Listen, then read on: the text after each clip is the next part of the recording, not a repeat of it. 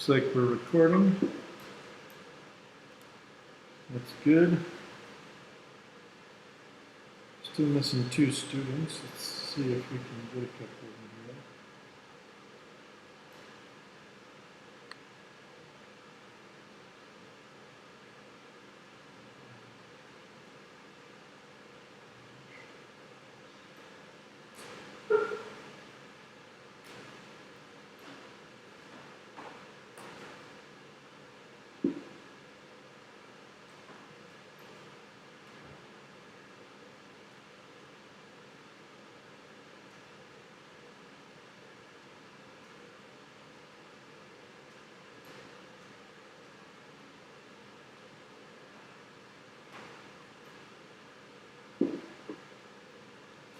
All right. Let's see here. We have, here's another student.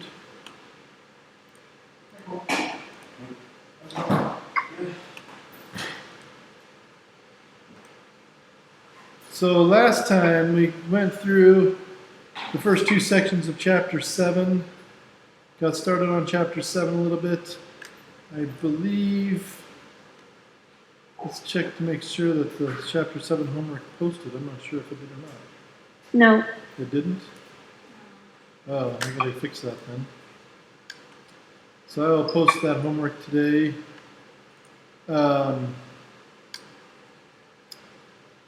So let's get back into this really quick. We talked about, first of all, work. Where work is the kind of energy that force gives to an object when you move it using a force, some certain distance. And kinetic energy is that motion energy that is associated with motion. Objects that have mass and are moving do have a type of energy that we call kinetic energy. And there are some equations involved with this. But then towards the end of chapter 7.2, we talked about the work energy theorem, which combines the two. Because if work causes something to move, and then that something is now moving and it has energy, then work and kinetic energy must be connected to each other somehow, and this is how it is. The net work done on an object, the net work is the work done by the net force. So the net work done on an object is equal to a change in kinetic energy. You have an initial kinetic energy, 1/2 mv0 squared, and a final kinetic energy, 1/2 mv squared. Oh yes, sorry.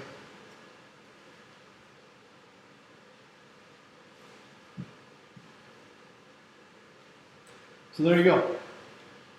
Your net work, the amount of energy that you put into a system, in other words, because of the force that you're applying to a system and making it move, is going to change its velocity, in other words, or change its kinetic energy somehow. So that is the work energy theorem. And from that we get this idea of what we call translational kinetic energy.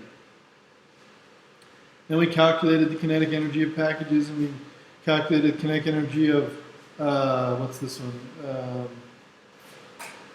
That was the velocity rate. These are all packages pushed along a thing. I think it was the same package. Yeah, it's all packages along the rollers here. And that's fine. But now we're going to go to a new type of energy. We're going to learn about gravitational potential energy. Turns out there are several kinds of potential energy, gravitational potential energy being one of them. So imagine that you're doing some work to, let's use this example here. We're using work to move a television. And in 2 situations, we have 2 situations here. We use work to lift a television up some stairways, right? And remember that the work is equal to the force times the distance times the cosine of the angle between the force and the displacement. So force times displacement times the cosine of the angle between the force and the displacement, which really means that you only multiply the work and the displacement together if they're pointing in the same direction. And if they're not pointing in the same direction, then you only multiply the components that are pointing in the same direction together. So if you're lifting the TV upward and you're walking sideways along these flat floors, you're not doing any work. However, if you're lifting upward and moving the TV upward, then you're doing work, right? It's because the angle actually is changing, right? It's not because the angle is changing, it's because there is a vertical component to the movement compared to the force. So the force needed to hold the television is an upward force, and the force needed to move the television, or the movement of the television, is also upward. So the upward force and the upward movement combine to make work. However, if you're just walking across the floor, the upward force of holding the television is not a force that you need to move the television forward. So it's not combining to make any work done. So that angle between the force and the displacement is important. And in this case, the amount of work done to lift the television up by tearing it up the stairs, because of that cosine of the angle between the force and the displacement, is equivalent to the amount of work needed to just lift it up using a simple single wheel pulley. There's no difference in the work. One of them may be faster than the other, but there is no difference in the work because the distance that they travel is the same, and as long as the television is moved at a constant velocity, which it is in this case, then the amount of force is the same. It's equal to the weight of the television. But the opposite way where you have the pulley would probably be the easier one, right? Rather than just hefting the TV and carrying it up 3 flights of stairs. Well, because you have to walk and you have to move your body as well when you're going up the stairs, then yeah, it's probably easier to just use the pulley. It's also quicker. It's a shorter distance. Because not only are you having to, I don't know if work would be the right word, but work to lift the TV, you're also having to work to move your own body around. That's right. So the work required to lift the TV is separate from the work required to move your body. In this case, we're just talking about the work required to lift the TV up to the 4th story. And so the work required to lift the TV up to the 4th story is the same no matter what path you take. But one person does it a more direct path without walking their body around, so yes, for sure. However, once we have done this, the television has a new kind of energy, even though at the end you may just set it down at the top on the top floor. If you just sit the TV on a table on the top floor, it still has been given a new kind of energy. And this kind of energy we call potential energy. It's the energy that it could have if it did what? Well, If it fell, right? Because gravity is constantly pulling on this TV. And if the TV moves in the direction of gravity, then all of a sudden we'll be able to gain that energy that it could have. So it's not necessarily energy that's been put into the system, although we do treat it that way in many situations. It's not energy that you've necessarily given to the television, but we consider the television to have this potential for energy. It could potentially gain this energy in the form of kinetic energy if it fell out of the 4th floor window, for example. And so that's why we call it potential energy. And that energy is calculated by taking the mass of the object times the gravitational constant, 9.8 meters per second squared, on Earth, times the height that the object is above the ground. And that will tell us how much energy it could potentially have if it was allowed to go back down, fall back down, or roll back down, or something else like that. So would we all technically have potential energy sitting here on the 2nd story that we'll lose when we go back down the stairs? Yeah, and the interesting thing about potential energy is that it is relative to the ground, right? So we could have potential energy relative to my house in California, because my house in California is 2,000 feet lower in altitude than my house in North Platte, okay? So we have potential energy, but we do have to choose where our zero place is going to be, because we all have potential energy relative to the center of the Earth, even on the surface of the Earth. So it gets kind of ridiculous to talk about potential energy without talking about where we're going to consider the 0 point to be. And that is an arbitrary decision. You can choose where it's going to be. You could choose it to be the center of the Earth if you want it to be. But you have to choose where that 0 point is going to be. And then anything below that point would be negative. So you can have negative potential energy. Whereas you can't have negative kinetic energy because velocity can be negative, but when you square it, it's not, right? Mass can't be negative. And the 1/2, of course, in kinetic energy is not negative. So kinetic energy can't be negative, but potential energy can, depending on where you choose your zero to be. So we're going to choose our zero in most problems to be at a ground level at some point, but we may possibly choose it to be a ground level at the top of a cliff. And then the potential energies below that cliff would be possible negative potential energies. Is it kind of like how when you were first starting with, I think, kinematics, where we, like, if you threw a ball straight up, then Yeah. as it's coming, we consider going up to have a positive velocity, coming down as a negative. Yeah, it's very similar to that. We have to choose our 0 point because it depends on height. And height is always dependent on where your coordinate system begins, right? So that is correct. So, why do we do this? Because just like work can make kinetic energy happen, gravitational potential energy can also make kinetic energy happen, right? You can force an object to move, and then you can add to its velocity, and then it has some kinetic energy. Or you can just push an object off a cliff, and it'll have kinetic energy all of a sudden. Where did that energy come from? Well, you could think of it as being stored up in that height that you lifted it to, or that something lifted it to at some point, right? So it's kind of stored up in the height and the gravitational force that is on it at that particular height. This is used in cuckoo clocks. They love to show this one.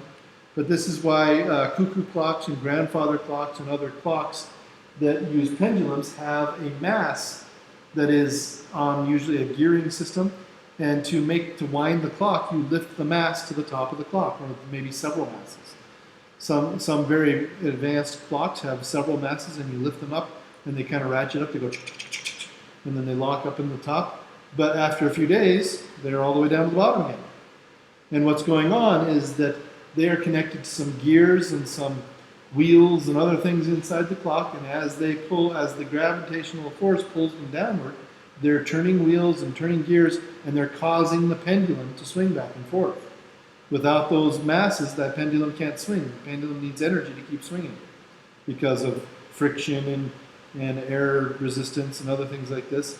The pendulum won't swing forever, so it slows down. You want to keep it going because the pendulum tells you when the next second happens, right? So that is what those masses do in the clock. You lift them up and allow them to fall down. When you lift something up or allow it to fall down, there is a change in potential energy, and that change in potential energy is going to be equal to mass times g times h. And the h can be positive or negative, depending on where you are above your or below your 0 point. So your change in potential energy can be positive or negative as well. Now, let's do an example that uses potential energy. We have a 60 kilogram person jumping onto the floor from a height of 3 meters. This person is going to land stiffly with no knee bending. So they're just going to, boom, hit the floor. That's really going to hurt from 3 meters. 3 meters is about 10 feet, in case you're wondering. That's going to hurt. His knee joints are going to compress by 1/2 centimeter unless his legs break. Do you have to account for that? Or? That's important to him. The 0.5 centimeters matters. Okay, we're going to see why. You have a 60 kilogram person, a 3 meter height, their knee joints are going to compress by 0.5 centimeters, and we want to know the amount of force that is going to be compressing those knee joints. Now, we could do this problem using kinematics and Newton's second law, because we know that this person starts from a height of 3 meters, so we know their y0, 3 meters. We know their y final, which is 0, the ground, right? And we know the gravitational acceleration, so we know how fast they'll be going when they hit the ground. And if we know how fast they're going when they hit the ground, and we know how fast they're going when they stop, which happens in that 0.5 centimeter movement, then we know their initial velocity and their final velocity at the end. And then we also know that's their change in acceleration. And we know the distance that it happens in 1/2 centimeter, because that's how much their knees compress. And then we could use that in kinematics to figure out their acceleration. And then we could use their acceleration to figure out the force if we know their mass, which we do. It would be about 5 equations and we'd be done. No problem. 2 pages later, and however many mistakes we make. But see how much easier it's going to be using energy. And when I finish this problem, you're all going to hate me because this is so much easier than kinematics. And it does the same job. 60 kilogram person jumps from 3 meters, lands stiffly 0.5 centimeter stopping distance. And so we use the work energy theorem. And the work energy theorem says that let's do the work theorem. We're just doing work. The work says that the work equation says that we have a force that happens over a distance that is causing movement, and there's a cosine of theta. In this case, the force is actually going to stop some movement, which is the same thing as causing movement. And the force and the displacement are in the same dimension, but they're in opposite directions. So the angle theta is 180 degrees. The cosine of 180 is -1. So you get negative force times distance right here. So that's our work. It's going to be the negative to the force times the distance. Now, what we're trying to figure out is the force, right? We want to know the force. So that's something that we need to know. We know the distance. The distance is the 0.5 meters. 0.5 centimeters, sorry. So we know that the 0.5 centimeters of compression of the knees is all the distance that the force was applied over as they landed, yes. Do we need to change the 0.5 centimeters into Yeah, meters? we'll change that into meters for sure. So, I want to draw a picture of this now because I want to make sure that we see what's going on.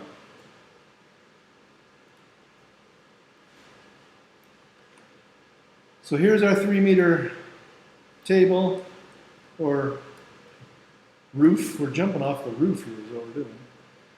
And we have our person here who jumps off and they land right here, and the only distance that they have to stop, that's a really tall person. Wow. The only distance they have to stop is this little distance in their knees of 0.5 centimeters, right? Once they hit the ground, their acceleration distance is that 0.5 centimeters. That's where the force is applied. They hit the ground and squeeze, right? That's going to break your legs. Yes, it is. It's going to hurt somebody. But we're dealing with physics stick figures, so they can withstand anything. They're expendable. That's right. Expendable physics stick figures. So that's our D. We want to know our force. So far we know that our work is equal to our force times our distance times the cosine of the angle, right? Times the cosine of the angle between them. And this distance is actually a displacement. The displacement is in this direction. That's the direction that your knees compress, right? The force is the force from the ground pushing upward, so it's in this direction. Force this direction, displacement this direction, so the angle between them is 180 degrees. The cosine of 180 degrees is -1, and we have negative force times distance equals our work, or times displacement. Now, the next thing to say that we need to think about is the energy involved, right? Let's go back to our problem here really quick.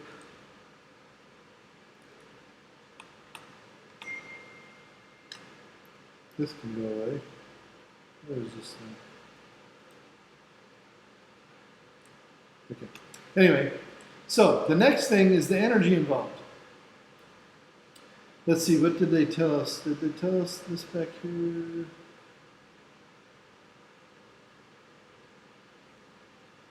They do talk about it, but they don't write the equation down. They talk about it back here in this little these little things back here. When you fall without any, if you fall or roll down from a height or something, and there's no other transfer of energy, in other words, there's no friction involved or anything like that, if you fall down from a height, the potential energy that you had at that height will turn into kinetic energy during your fall. Now, I kind of mentioned that, but I'm not sure if I was very clear about it. But the mathematical equivalent of that is this equation right here. the kinetic energy that you gain from falling is equal to the negative of the change in potential energy that you had. So if you change your potential energy from one height to another, then you will gain a kinetic energy that is equal to the negative of that change in potential energy. So that's the mathematical equivalent of that statement.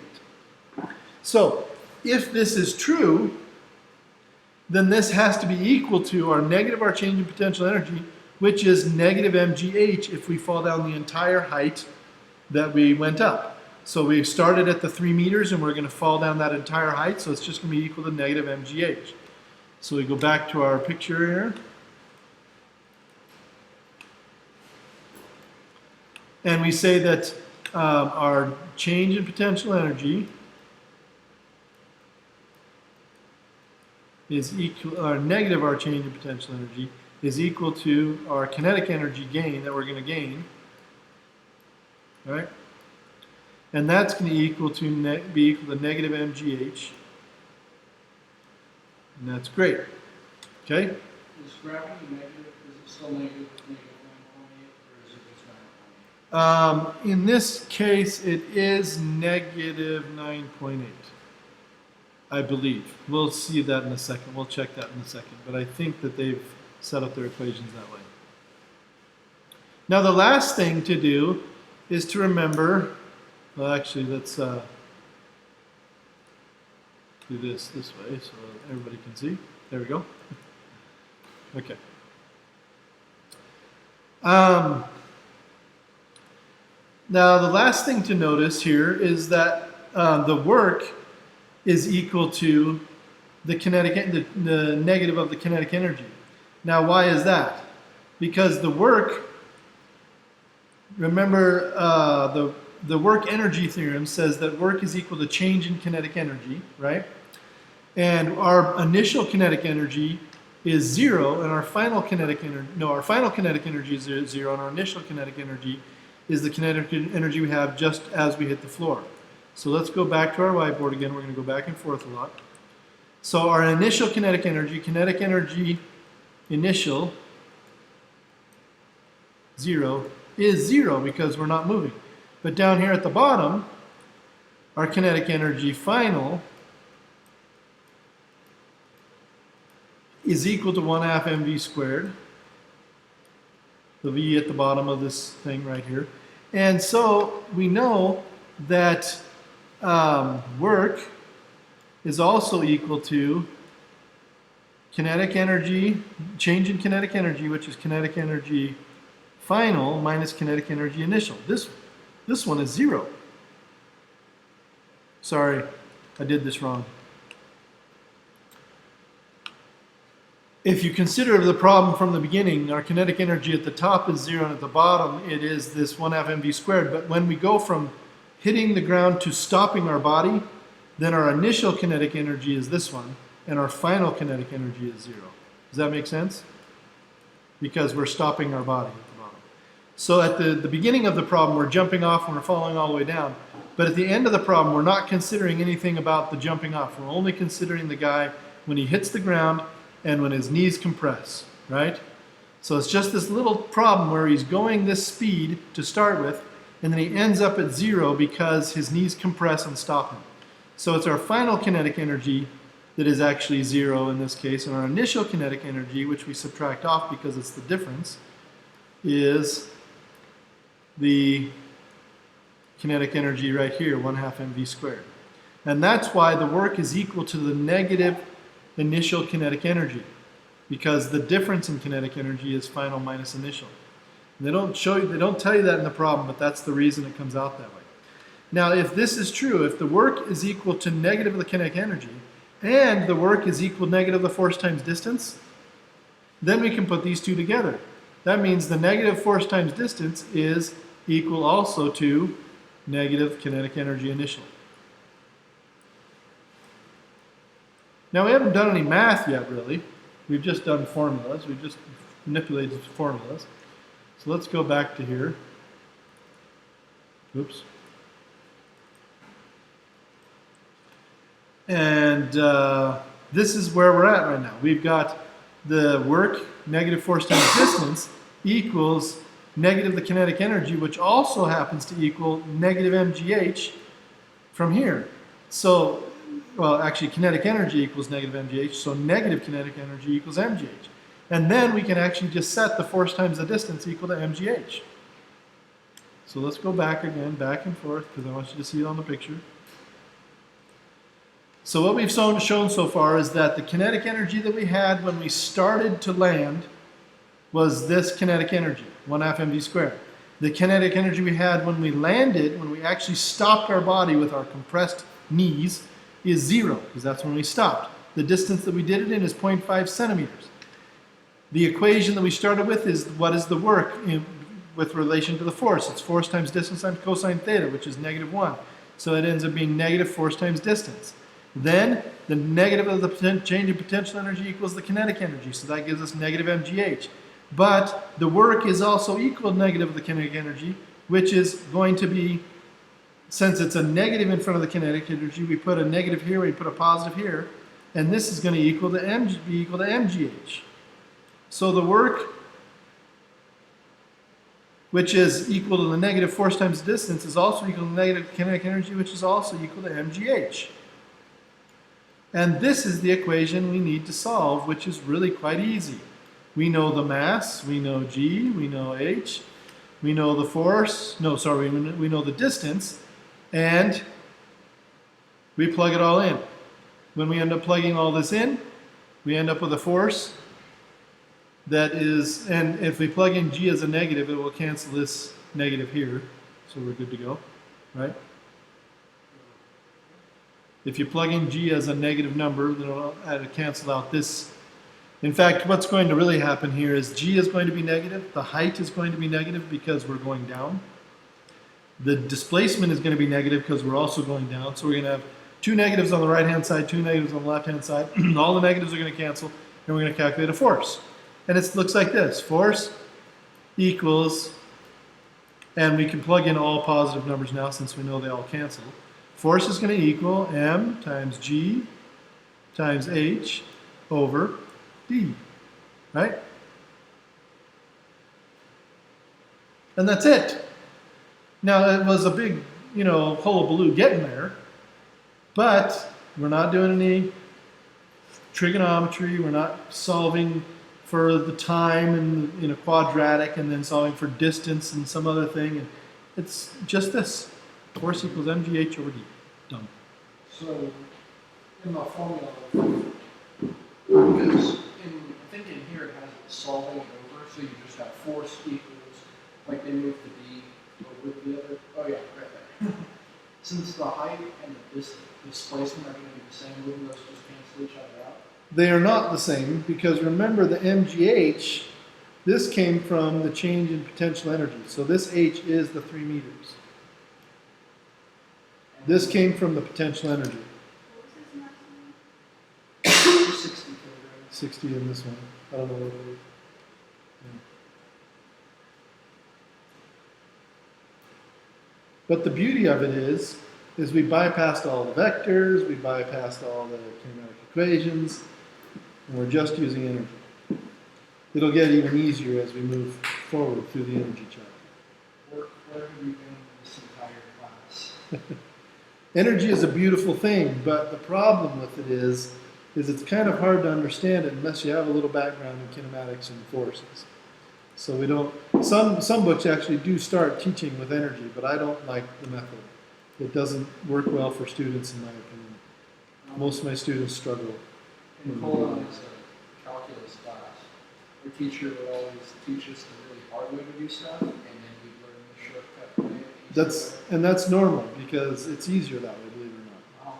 Learning the shortcut way, You don't understand the why. You just, hey, this is how it works. you would not believe how many people in this world do not understand what division means, but they know how to do it. You would not understand you would not believe how many people do not know how to, do not know what multiplying means. And yet they know how to do it. They have their multiplication tables memorized, but they don't know what it means. So many people don't. Sure, but you would not believe how many people don't understand that. You don't show them like columns and rows and that It's actually kind of frightening. It's a really large percentage of America. I would guess probably somewhere from 30 to 50% of Americans and maybe people on this planet do not understand what those concepts are about because they were just taught how to do them. I want to make sure I'm not in that ignorant percentage. Division is dividing things into groups, correct? Well, sure, you can think of it that way. What's the proper way to be thinking What's that? of it? What's the proper way to be thinking of what division? That's a fine way to think about it. And I'm trying to think of how to describe multiplication. Do you, like, if we have like 3 groups of 5 or like 3 of those, what's that? We probably shouldn't have a mathematical philosophical debate at this moment, but just because it can really take us off topic. But Okay.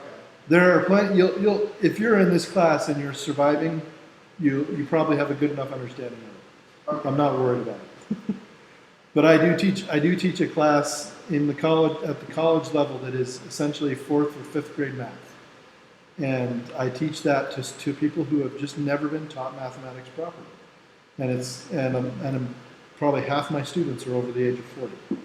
Maybe some. I've had students as old as 70 that have just never learned how to do mathematics properly. They don't understand. They have never learned how to think about it properly. And it's kind of crazy, but it happens. So that's why we teach it the hard way first, because the hard way delves into the details, right? So why do we talk about energy? Why is energy something so important to physicists? And it's really quite simple. Conservation. When a scientist finds something that never goes away in the universe and always is there for some reason, they get really excited. And energy is one of those things that was discovered, doesn't go away. It just gets moved around, it gets traded around, it gets transformed, but it never disappears completely. It never gets lost, it never gets created. Now, it was found out in this century that that is not technically true unless you think about energy in a different way. And that was Einstein with his theory of relativity and E equals mc squared. What Einstein showed, and what was proven later, he showed it in theory and people proved it later, is that mass is just another type of energy. And that mass can be created and destroyed, but in the process, energy either has to be destroyed or created. In other words, when you destroy mass, you create energy. When you destroy energy, you create mass. Right? So that was Einstein's huge contribution. That was part of his huge contribution to understanding the universe. And it was huge.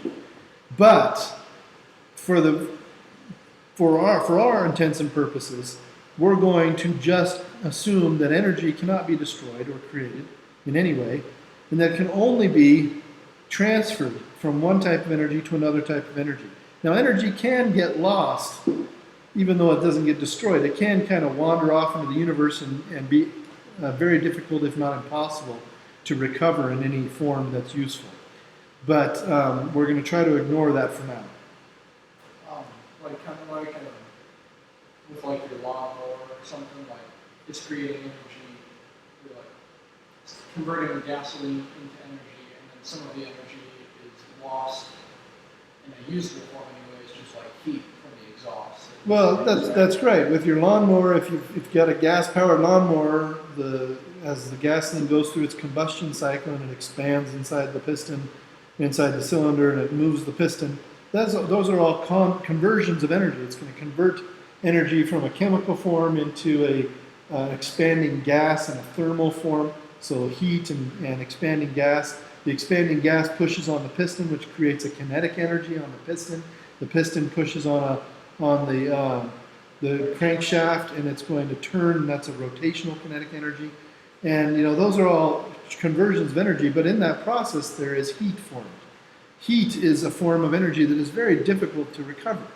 It has a tendency to dissipate, to move outward, and to kind of just walk away. And it's very difficult to recover. And it's not because we don't try. We often try to recover heat energy, but it is very difficult to recover. And so that eventually just kind of wanders off into the universe, gets lost. But it's not that it has been destroyed, it's just locked away from our system, right? But we're going to talk about conservative forces, forces that create energies that are conserved, that do not get lost, and forces that can create potential energy, which of course is not a kind of energy that's being used at the time. It's a type of energy that's being stored, you could think of it as, and could be used to create a kinetic energy. So let's talk about spring force. This is one of the first ones we're going to talk about as far as potential energies and kinetic energies and forces. When a spring is not stretched or compressed, we call that undeformed, or we call it relaxed. So this particular spring is connected to the wall here, and it's at its relaxed length, and it's not being compressed, it's not being stretched. So there's no forces applied to it. However, if you stretch it some distance x, right here, then you have to apply a force to it to do that. And when you do that, it's going to actually create some potential for that spring to do something. In other words, for that spring to spring back into its original position and even move past its original position and kind of move back and forth, right? The force that is required to pull on a spring is a linear changing force. This force is not a constant force. The more you pull, the harder it is to pull the spring. You've probably all experienced that. If you've stretched a rubber band, you know that if you just stretch it a little bit, it doesn't take much force. But if you stretch it a lot, it takes a lot of force. The more you stretch something, the more force is required to keep stretching it. So the force increases as the distance that you stretch it increases. And you get this area under the curve that ends up looking like a triangle. Now remember, in our last chapter we learned that the area under the curve represented the amount of work done. The force is on the y-axis, the distance is on the x-axis, and force times distance is going to be the area under the curve, so that's the work. And it is the same for springs, except that the area under the curve is now a triangle. So how do you calculate the area of a triangle? Well, it's 1/2 times the base times the height. The height in this case is the force, which is k times x, which is this linear force. What is k? Well, k is the springiness of the spring. If it's a bigger k, then it's a stronger spring. It's harder to pull. If it's a smaller k, it's a smaller spring, or a weaker spring, easier to pull. And so every spring has a k constant, or a spring constant. And the force is equal to k times x, and that's the height of your triangle. The base of your triangle is just going to be the distance, so your area ends up being 1/2 k times x squared, and that's your potential energy that you put into the spring. Yes, sir? The lower the k, the spring. The smaller the k, the less springy the spring. So in other words, it's easier to pull the spring. So it's kind of like a loose spring. Okay. The bigger the k, the stronger the spring. So it becomes a very, very difficult spring to stretch. Like the suspension in your car would have a bigger k, and a slinky would have a That's much correct. smaller one. That is correct. Okay. So springs that are harder to compress or stretch, bigger Ks. And everything has a spring constant, pretty much. I mean, the table has a spring constant. It will bend. It won't bend very easily, but it will bend. And steel has a spring constant, and other things have spring constant. It depends on the material they're made of, the shape that they are, how much mass and matter is in them, all kinds of things. It can depend on temperature. But it is something that is just, it's given to you usually, or they give you everything else and you calculate it. We're going to do more with springs later. But the important thing to know is that the force that is needed to stretch or compress a spring is that spring constant times x, and x can be positive or negative. So if you push it in, it's going to be a negative x. If you pull it out, it'll be a positive x in this case.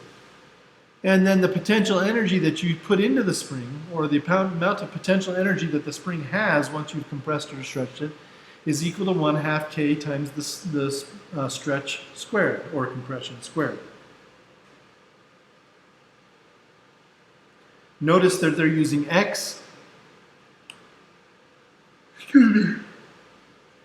for the stretch or compression of the spring, not for the position of the spring necessarily.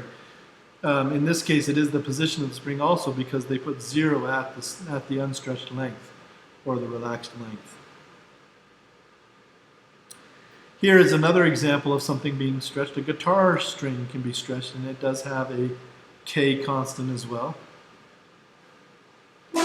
But what it really comes down to is this idea at the end, the conservation of these energies.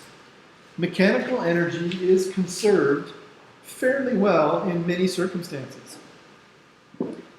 It's not conserved when you start introducing things like friction, and resistance, air resistance, and materials that get overstretched, for example. When you overstretch a material, it essentially kind of melts it, and it causes the material to stretch permanently so that it doesn't spring back to its normal length or size or shape. When you overstretch something like that, it heats it up, and then it deforms permanently. So that changes things as well.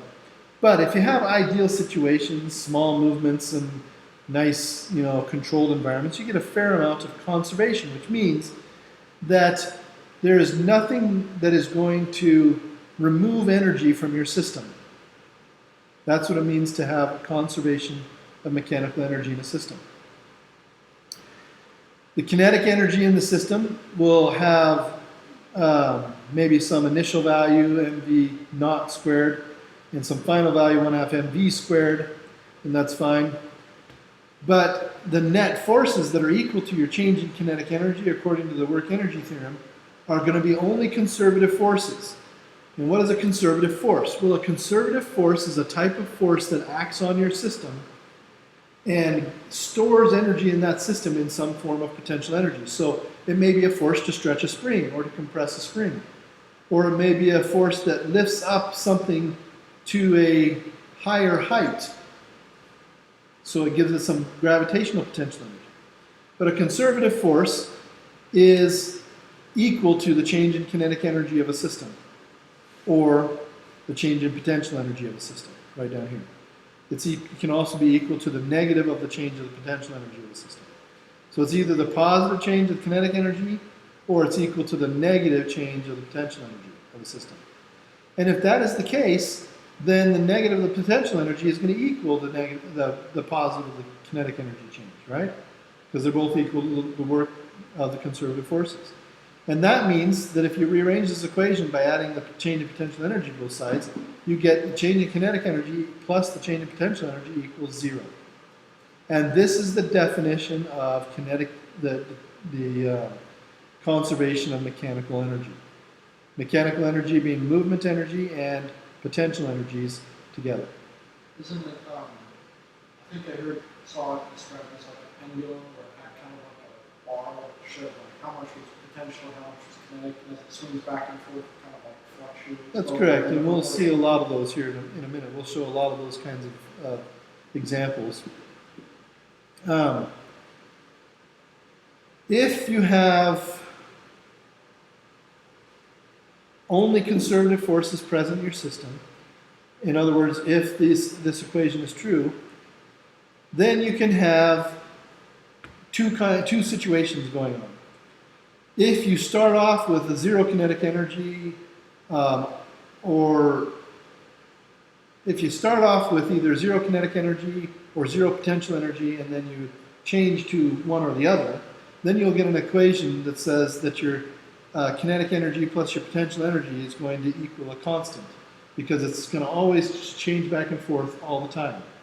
And that's one equation that you can use, that your kinetic energy plus your potential energy at any given point in the system, at any given point in time or in space, your kinetic energy plus potential energy will be a constant all the time. This also implies this equation also applies if you solve it with change in kinetic energy equals kinetic final minus kinetic initial, and potential is the same way. If you solve it that way, and then you put the initials on one side and the potentials on the other side of the equation, it implies that your initial kinetic energy plus your initial potential energy equals your final kinetic energy plus your final potential energy, which is also implied by this statement. So these are just different forms of this equation up here. They're just different implications of that equation. So how do we use it? Well, here's a great example. You have a toy car that is going to be pushed by a compressed spring. This is my idea for the Pinewood Derby race, right? So you have a toy car that's going to be pushed by the spring, and it's going to go on two different paths, but at the end of each path, it ends up at 18 centimeters above the track over here on the right. And we want to know that, well, first of all, we're going to assume that the friction is negligible, that there's no friction. And we want to know how fast the car is going before it starts going up the slope here, up the purple slope, and how fast it's going at the top of the slope. First of all, that's the first thing that we want to know. So how do we do it? Well, we know that it's got some energy at the beginning. What kinds of energy does this car have at the very beginning? When we're at the beginning, we've compressed the spring and we're holding it there. We're holding the car there. So what kind of potential energy does it have?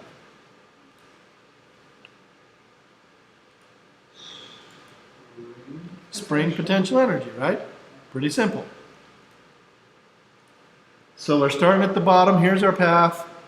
We're going up the hill. And at the bottom, we got this spring. That's a nice spring. Have to draw slower. We've got our spring. It's going to push our car. Here's our car. Nice car.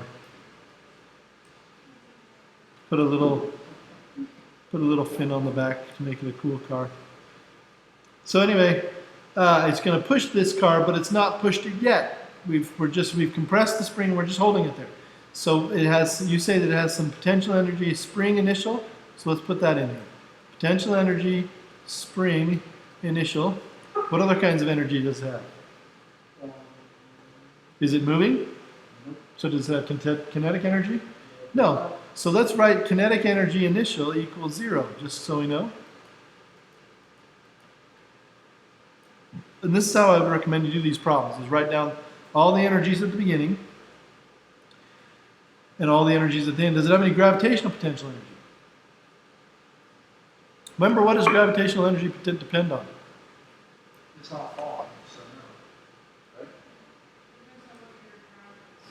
It depends on where your zero of your ground is, right? So let's say that the bottom is y equals 0. So Right? that wouldn't have any gravitational potential. So its potential energy gravitational at the bottom would be 0 because it's at 0 height, right? Potential energy gravitational equals m times g times h. Our h is 0, so it's 0 at the bottom. I'm going to put this one as equal to a number just because, well, the spring potential energy at the bottom is equal to 1/2 kx squared, right? So let's write it as 1/2 kx squared. But our potential energy is at the bottom is 0 because we chose that to be our 0 point. And at the top, it's at 18 centimeters. So 0.18, right? Did it say 18 centimeters? I think it did. 0.18 meters. And so what kind of energy does the car have when it gets to the top up here? When our car is up here at the top, what kind of energies does it have? It has a Okay, it's going to have some kinetic energy. What's that going to be equal to? isn't that going to 1/2 mv squared. yes.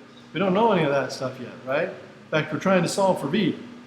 What kind of energy, what other kinds of energy do we have?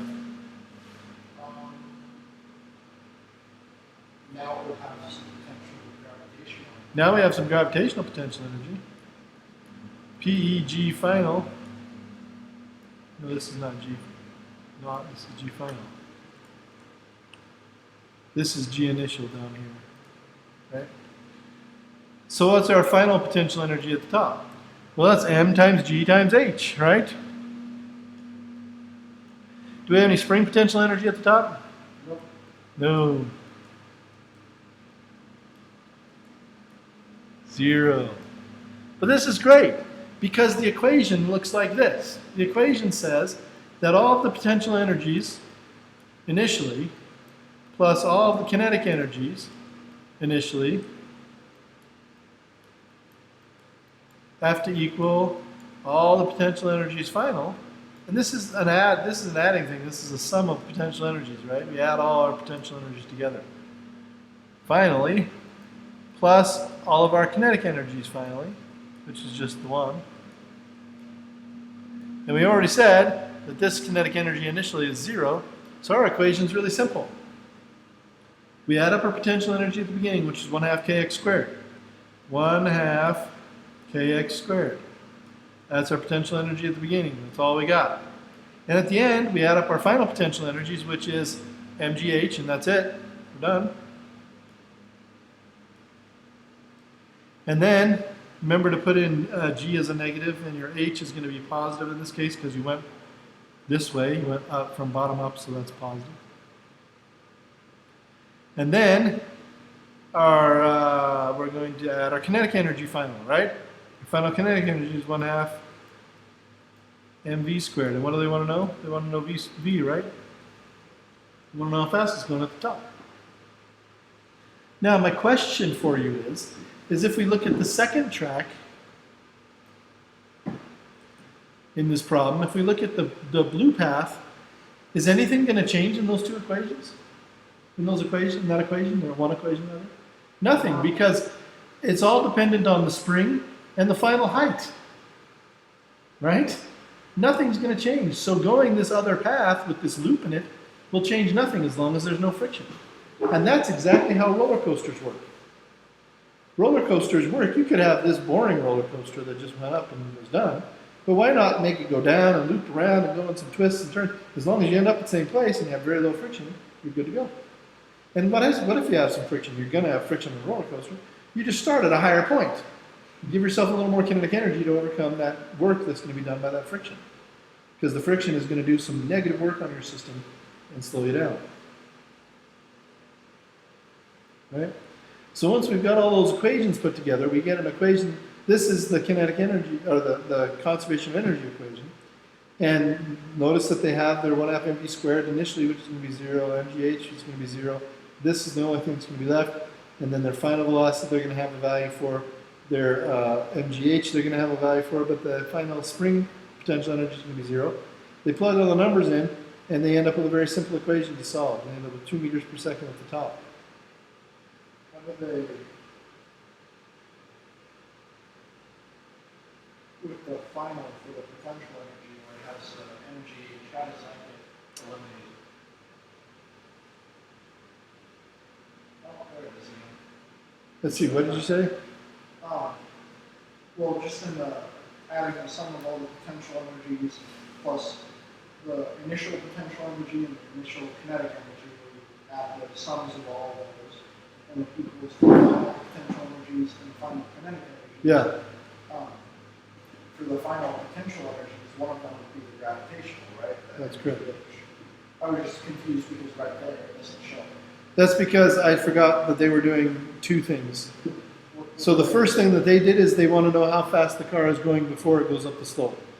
So what they did is they cut this problem into two problems. They cut it right here, and they said the spring potential energy is going to give this car some initial kinetic energy. So they have potential energy on one side of the equation, kinetic energy 0 on one side of the equation, and then the other side of the equation it's at the same height with just some kinetic energy. So they just split it into two parts. So in their equation, their first equation just has the spring potential energy on one side and the kinetic energy at the bottom of the slope, the bottom of the ramp here. So those two have to be equal in that case, right? And then they just solve for the v, and they find out it's going 2 meters per second at the bottom of the slope. And then they can use that as their initial velocity at the bottom of the slope and with an initial kinetic energy. Or they can go from the very beginning to the very end, and the spring kinetic energy can be their initial potential energy and their final kinetic. It works either way. But as long as there's no energy lost in between. So at the top of the slope, they get 0.687 meters per second at the top of the slope after they go from the bottom. Okay.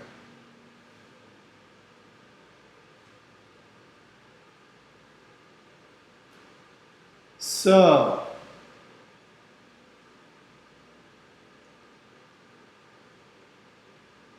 It's actually, well,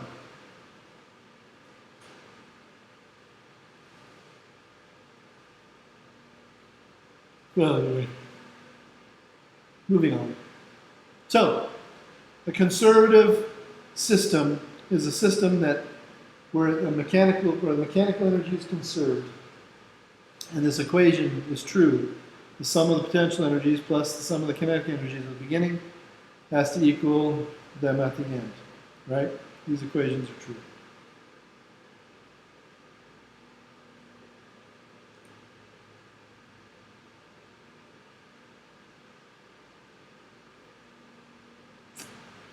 So, what happens if you have non-conservative forces like friction?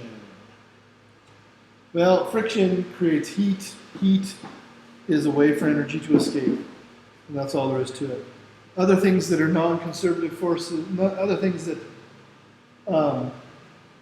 can dissipate energy, from a system include things like deformation. So if something gets bent, it's crushed, smashed, whatever, that can take energy out of a system. Sound can take energy out of a system. So lots of things can do it besides heat. And of course, these things are things that happen all the time in the universe. Sound and deforming of things, heat. And so, for example, in a car collision, lots of things get deformed. Lots of things make a sound. And there's a lot of heat involved. So there's lots of energy that gets lost and dissipated from the system. Here is an example of a conservative system and a non-conservative system. The conservative system takes gravitational potential energy of a rock, converts that gravitational potential energy into kinetic energy. When it hits a spring, that kinetic energy is converted back into potential energy. The potential energy in the spring causes the rock to accelerate back upward and then gives that kinetic energy back to the rock, and as it moves upward it gains potential energy again. So it's just constantly going back and forth between potential and kinetic and potential and kinetic, just being transferred around. In a non-conservative system, you have a rock that falls and hits the ground and you hear this thud. You can see there's a dent in it right there, so there's some deformation going on. The sound, the heat from the friction of the two items hitting, but also from the deformation also causes heat, so that can also cause loss of energy that way. Excuse me. So how does that affect our equation, our work energy theorem? Well, what it comes down to is that we have to add the non-conservative forces and the conservative forces together, and then they will equal our change in kinetic energy. You can see that here.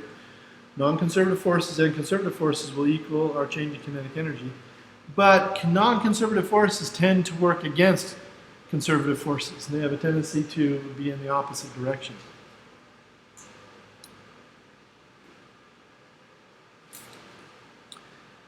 And while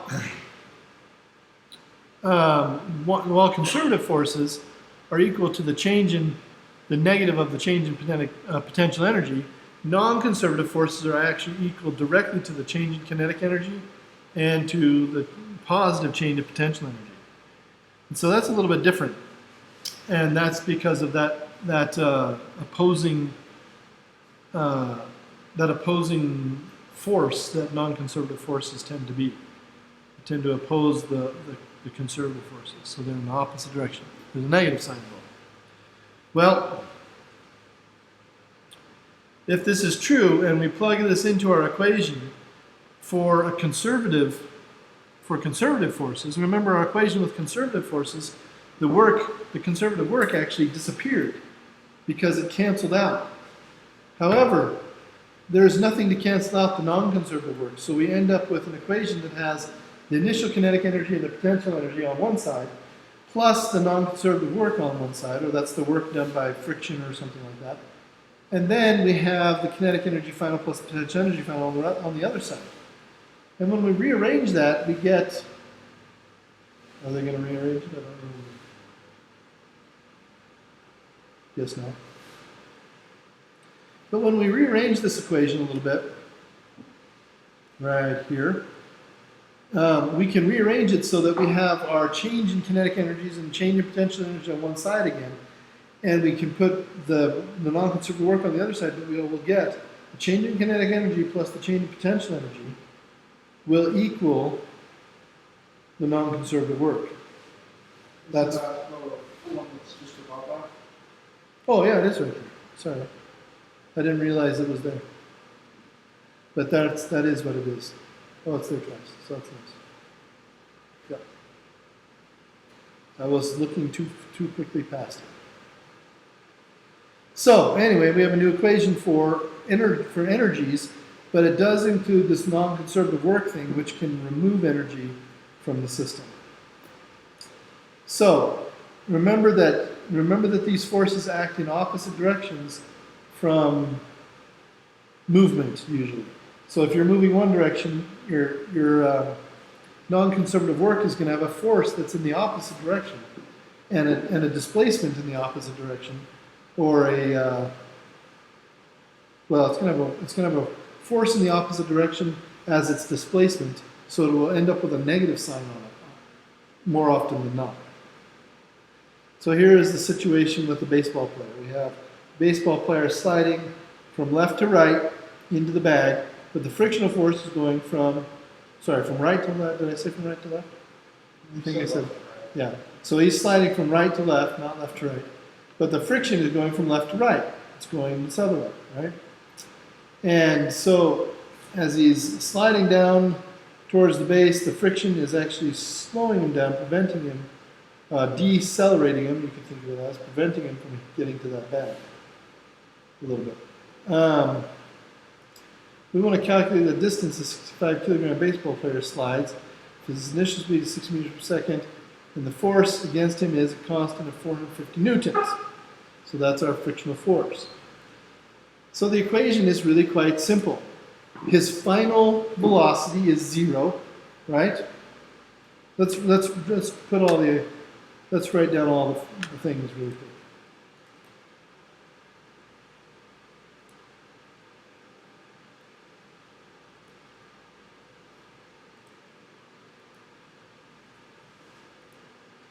All right, so here's our base. Here's our baseball player. Woo-hoo. Sliding towards the base, right? Looks like he's flying. Looks like Superman with a square head. But that's okay. And he's got some at the beginning of the problem, right as he begins his slide, he has some initial velocity initially, right? And it equals something. Who knows what it is? But that means that he has some kinetic energy initially, right? He has some kinetic energy initial equal to something. We don't know what. So that's equal to question mark. Man, that's terrible. I'm getting worse. So kinetic energy initial is equal to something, some number. But potential energy initial, if we consider the ground, and they say it's on level ground, if we're on level ground, its initial potential energy and its final potential energy are the same. So it doesn't really matter. We're just going to call them both 0. We're going to call it at the 0 ground level. So its potential energy final will also be 0. It's simple enough. So we're only considering, since the only thing that would be active upon him for potential energy would be gravity, and he's not changing. It's right. Well, he's not changing height, right? Okay. So no change. However, his final velocity is equal 0, right? That means his final kinetic energy equals 0. And that's really nice because the equation says that the change in our potential, which is 0 in this case because it's 0 at both ends, plus the change in our kinetic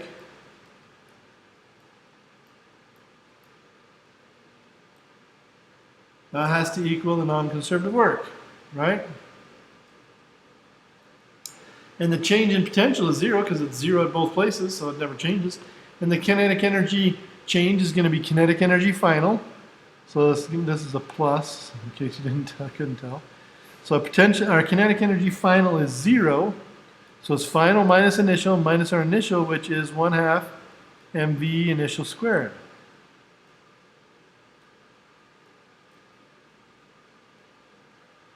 And that has to equal our non-conservative work, which has to be equal to the force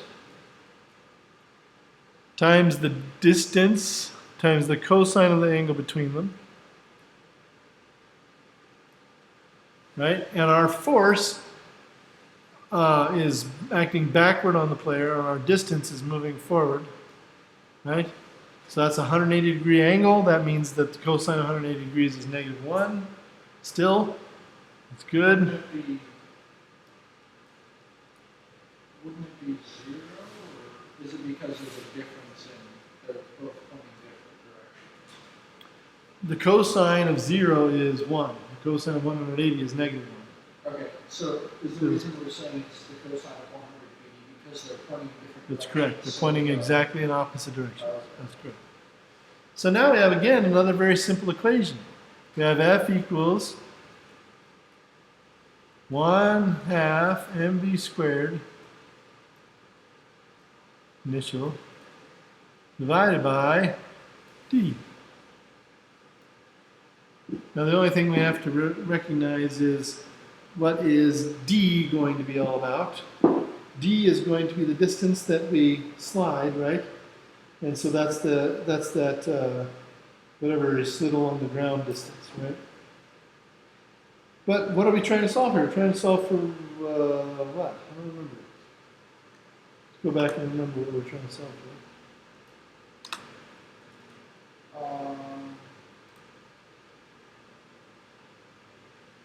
The distance that he's going to slide.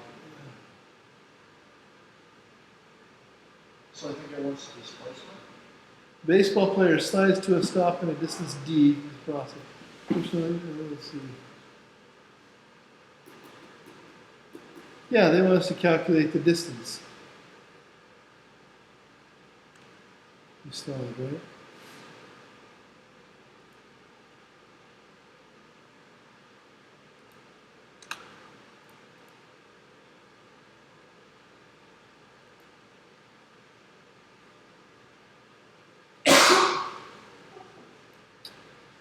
So we calculate the distance, divide both sides by f, and it ends up being -1/2 mvi squared over f.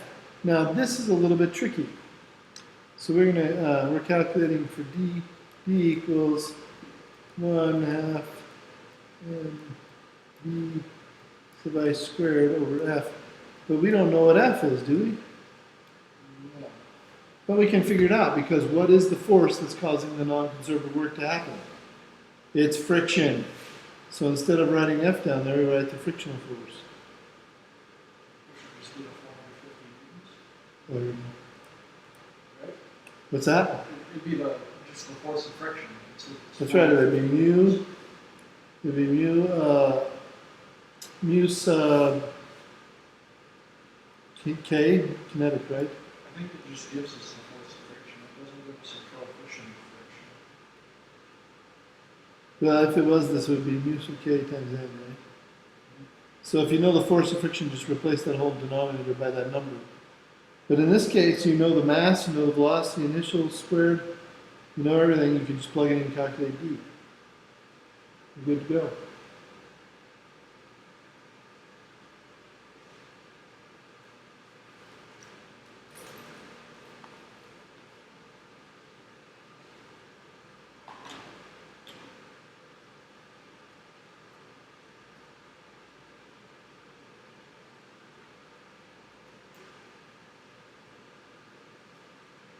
$2.6 meters,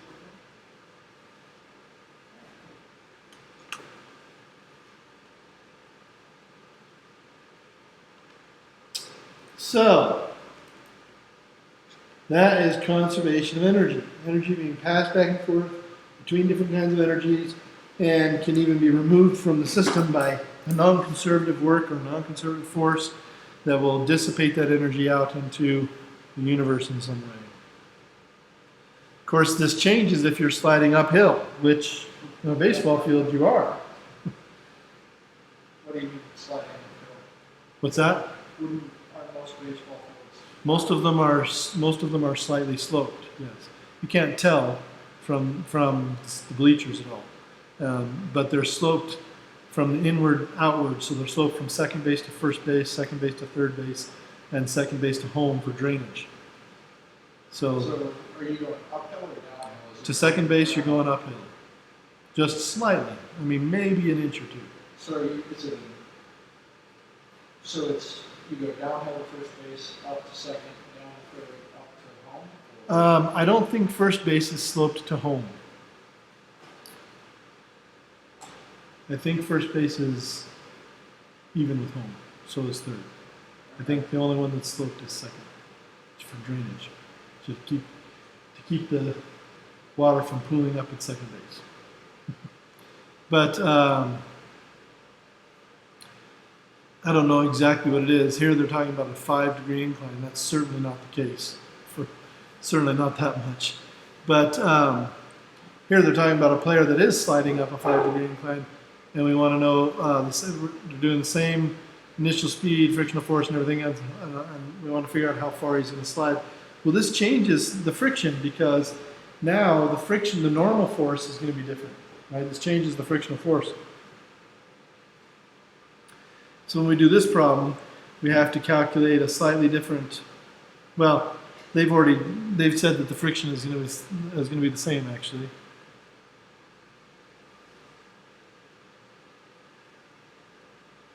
They're saying the frictional force is still 450. But another thing that changes is the work that is done. Let's see. How did they, going up just the picture with Oh. the first picture with the incline, how did they get the height equals d sine of theta? Well, because Okay. it is trigonometry, right? So now they're going to go up a little bit, and this side over here is opposite the angle, with d being the distance on the hypotenuse, right? So they just use it there. And they're saying the friction is going to stay the same, even though it would actually decrease. But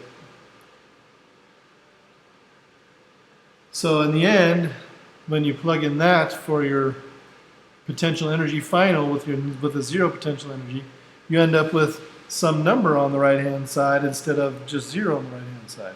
And then you got to solve for d in that way, and you go 2.31 meters instead of 2.6 meters. So you lose about 10 inches of slide, which can matter. 10 inches away from the base can really matter. That's easily enough space to fit a glove in.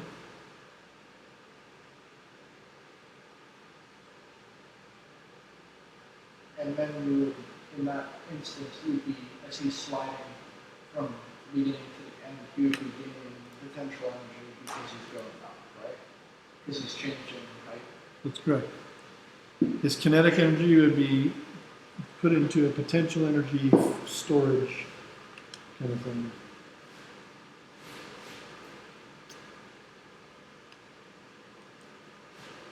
So let's put it all together. Conservation of energy. The law of conservation of energy says this. Kinetic energy initial plus potential energy initial plus the non-conservative work. And then they throw in something called all other energy, OE. So if you have any other energy in the system initially, it's going to equal your final kinetic energy plus your final potential energy plus all the other energy that's in there finally at the end. Now, a really important thing to understand about this is you need to define your system very carefully, just like you did with forces. You need to decide what is part of the system, what is not part of the system. When energy is being put into the system, it's being put into this particular object or this particular group of objects or whatever, so that you have a clear idea of what your system is. Because non-conservative work, for example, is going to be work that is done by an external force outside your system. That force is going to do something to your system, and in so doing, it's going to do some non-conservative work. So you have to know what your system is, what the boundaries of your systems are.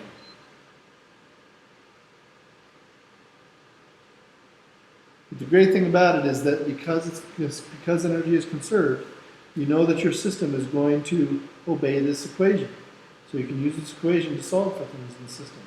And it's not only this equation at one point in time. You can look at the system at any point in time, and the sum of all of the energy will always be the same number. Always. So you can use it in so many different ways. Here is the suggested problem-solving strategy for doing energy problems. 6-step process, right? Determine your system of interest, right? Identify what information is given, quantity to be calculated. Sketching will help. Draw a picture. Examine the force involved. Determine whether you know or are given the potential energy from the work done by the forces. If you know the potential energies for forces that enter into the problem, then the forces are,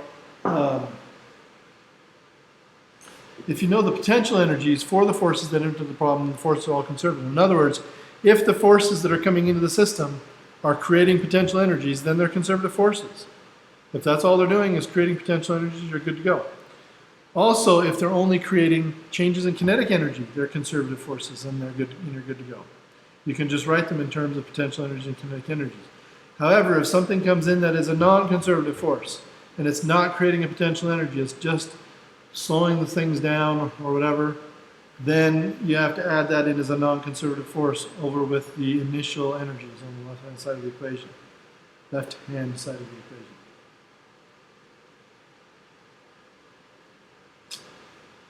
So, once we've identified the types of work and the energy, then we want to start eliminating terms if necessary, if we can. One of the things I do is I create this equation in terms of m's and v's and everything else. I don't write in any numbers yet, just m's and v's and e's and whatever. And then if you notice that every term in your equation has an m in it, then you can divide an m everywhere and be clear of that m. You don't have to multiply it all the way across. That's one way that you can simplify, and that's one way that often shows up. So try to simplify things. Then solve the equation for the thing you want to know and plug in your numbers, crank it out. Done. So let's talk about some energy values just for fun. The Big Bang, 10 to the 68 energy, 10 to the 68 joules rather of energy. Right? That's a lot of energy. And that is the energy since that is the energy that was released in the Big Bang, that is the amount of energy that we have in the universe today. The universe is a conservative system. As far as we know, no energy has been created or destroyed in our universe. There are some theories about that, but there is no direct evidence. That's the theory that we have no direct evidence for. Black holes are the theory that we don't really know what happens to energy and matter that enter into black holes. Isn't one of the theories, or it's possibly conspiracy theories, like, I don't know what it's called, but like, yeah. Yeah, that is one of the theories is that a black hole that becomes massive enough may be able to create a new universe. But we don't really know if that's true. And we're going to learn a lot more about that in the coming years, because they're able to detect gravitational waves coming from black holes. They're going to learn a lot more about black holes, and they're also learning that there are a lot more black holes out there than we previously thought. So we're going to learn a lot, and we may learn what happens to. We may be able to calculate. We may be able to measure if energy is conserved. For a black hole, what a black hole does is it creates gravitational potential energy. And if the amount of gravitational potential energy that is created by a black hole is more than is warranted by the mass that it has absorbed, then it probably is just conserving that in a form of gravity. But it may be conserving it in some other form. Black holes also radiate energy. So there's a lot of things that we're learning about black holes. And we're still learning. I know the theory is like that there's a supermassive black hole at the center of our galaxy and most galaxies. Yep. So with gravitational waves and the discovery of those, are they going to be able to work towards proving that? Or is that Oh, something yeah. that's on the horizon? Yeah. Yeah, it'll be I mean, theoretically, it's been proven that black holes are at the center of, essentially what it comes down to is that there's just not enough room for the mass required to hold the galaxy together at the center of the galaxy. So it has to be something that is like a black hole that has no size. A black hole can have almost no size but have an incredible amount of mass. So the density of mass required to hold the universe together, the galaxy together is incredible. So they've done the calculations, they've done some measurements, and so that's all but proven. And it may even be proven. I don't know if they've proven it or not, but it's pretty much known that has to be the case. Now, other things about black holes we're still learning, a lot of things. But here's a supernova. A supernova is an explosion of a star, 10 to the 44.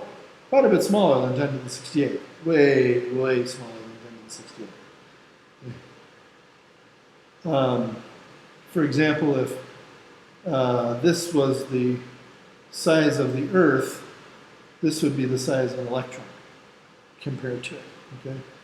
Or ish, somewhere in that range. But anyway, hydrogen in the Earth's ocean, if we created a fusion experience, all the hydrogen in the water in the Earth's ocean is 10 to the 34. Annual world energy use, 10 to the 20. Large fusion bomb, 10 to the 16. 1 kilogram hydrogen bomb, 10 to the 14.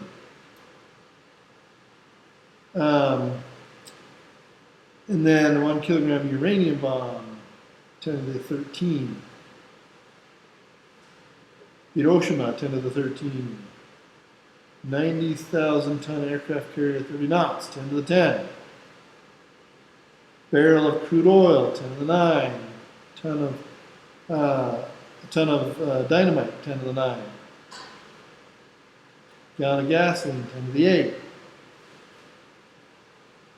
Home electricity, adult food intake, 10 to the 7. Car crash is thus by 100 times less energy is dissipated in a car crash as we eat every day. A gram of fat, 10 to the 4. ATP hydrolysis reaction. That's what releases energy into our body, 10 to the 4. Carbohydrate. A tennis ball. So if you eat a tennis ball, you get less energy than a gram of fat. If you eat it when it's going 100 miles per hour, 100 kilometers per hour. A mosquito. So these are kinetic energies, obviously. Energy required to break one DNA strand. Not much. 10 to the minus 19. That's what kind of energy is required to. Why is it important to know how much energy it requires to break one DNA strand? That's right, because we know approximately how many DNA strands you can break before you get cancer. And that's how we determine how much radiation you can get from going out to the sun, from getting x-rays at the dental office and everything else. It's just an energy count. So, efficiency of energy use is something we're going to talk about in the homework, and that is a definition, pretty much, that's all you need to know is the definition you can calculate. Useful energy or work output. In other words, how much work are you doing using this much energy, divided by the energy that you put into the machine. So this is usually for machines. So what kind of efficiency can you get? Cycling and climbing have an efficiency of 20%. In other words, you use 20% of the energy that you use when you're cycling or climbing actually gets put into the movement of the bicycle or the movement of the climber. So it's a fairly efficient sport. Swimming, not so efficient, right? Swimming, not so efficient. You don't get a lot of kinetic energy from swimming. Okay. When people are swimming at the fastest that human beings can swim, you can pretty much walk across the pool and keep pace with them. It's not that hard. They don't get much kinetic energy. Shoveling, also not so great. Weightlifting.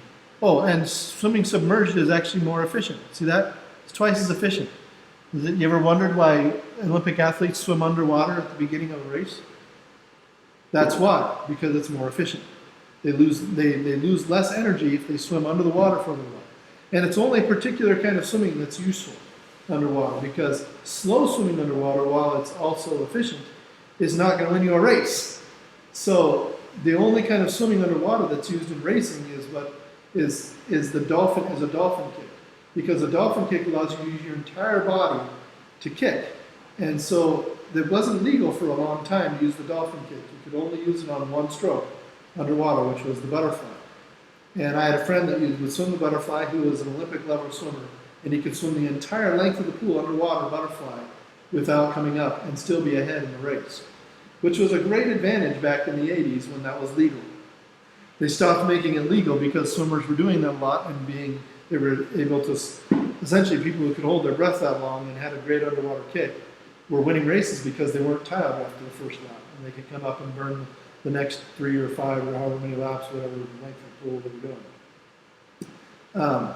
Now you can only do a certain distance across the pool before you have to come up. But then they made it legal next in backstroke. They made that legal, so you can kick underwater on your back or on your side, backstroke, with a dolphin kick. Then they made it legal in the freestyle. And now they've even made it legal. You can take one dolphin kick in the breaststroke as well. Not more than one. You can only take one at the end of your underwater pool. But that's the reason they did it, is because swimming is so inefficient. They wanted to give the swimmer some chance to get started off the wall or off the dive. Don't they use the dolphin kick every time they come off the wall? Every time off the wall, and every time. The only swimmers that don't use it very often are distance swimmers. Because in distance swimming, kicking is just inefficient in general for distance swimmers. Distance swimmers don't kick hardly at all. They use their arms almost exclusively. The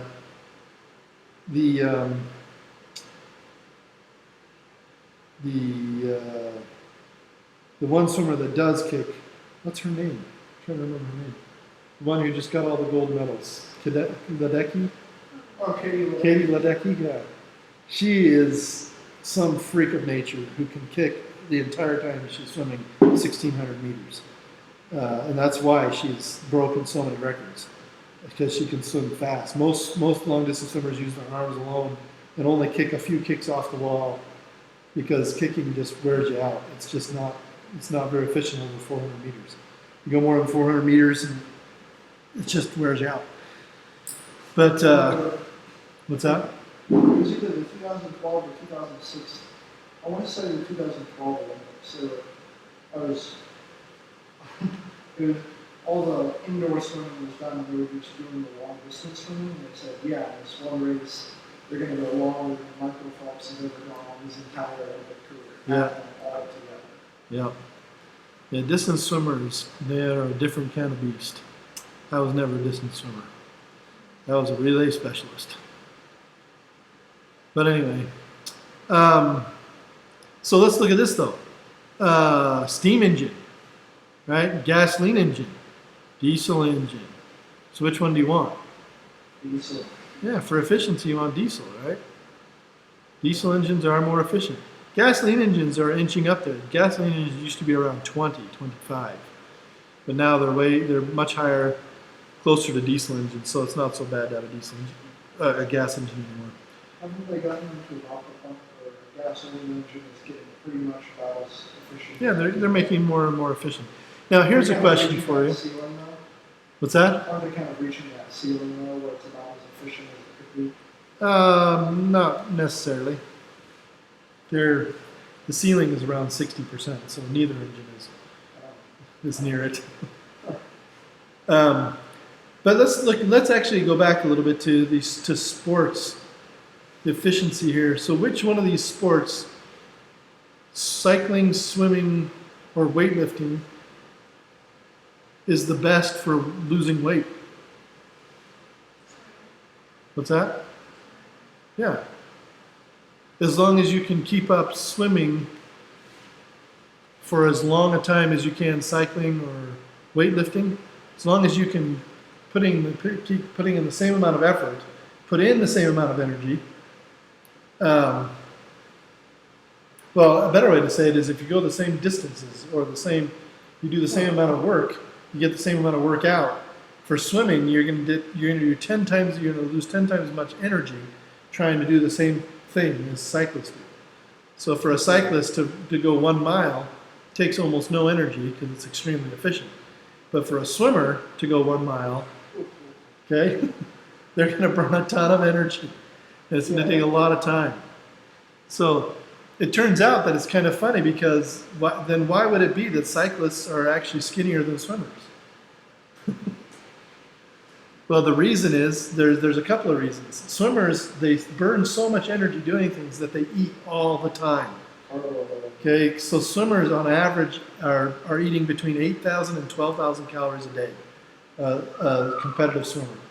And that includes high school swimmers. And high school swimmers are usually between 6 and 8,000 calories a day, and then you get above that in the college and professional, you're going between 8,000 and 12,000 calories a day because they just lose so much energy. They're just hungry all the time. Cyclists do not do that. Cyclists do not eat. They actually eat like gymnasts do, kind of. They eat kind of very low end of the calorie scale for athletes. What's that? They want to be the lightest. Yeah, because lightweight is extremely important for a cyclist. It's not so important for a swimmer. Being lightweight doesn't matter to a swimmer at all. It changes nothing. In fact, having a little fat on your body actually helps a swimmer. It keeps them buoyant, so they're on top of the water. So it's kind of interesting. Weightlifting is at 9 though. It's pretty low as well. It turns out weightlifting actually does a lot of things for you because it increases, when you increase your muscle mass, your body thinks you're going to use it. And so it increases your metabolism. So it's kind of interesting. Exercise science is very interesting when you start to understand things. So, anyway. You go to my iPhone, it looked like it said solar. Wow. Yeah, solar cells are terribly inefficient. So solar power of any kind is terribly inefficient, but solar cells are really, really bad. Electric heaters, here's an electric motor. Look how efficient electric motors are. 98% efficient. Electric heaters are 100% efficient. Every bit of energy, every bit of electricity that you put into an electric heater will turn into heat, which is exactly what you want out of it. So electric heaters are 100% efficient. However, electricity is kind of expensive, so we don't use electric heaters. Solar cells, the only reason that they're viable as an energy source is because the sun is, for all intents and purposes for us, is an infinite energy source. Yeah, and I mean, solar cells are not really viable at all. Solar energy is viable because of that, but most solar energy is not using solar cells. So they use mirrors to heat up liquid sodium, and then the liquid sodium heats water, turns it into steam, turns a generator, makes electricity. So it's basically a more advanced form of steam power almost? Yeah. It's not even that advanced, it's actually less advanced. It has less moving parts, less everything. It's just mirrors and it looks like this. This is what most solar plants look like.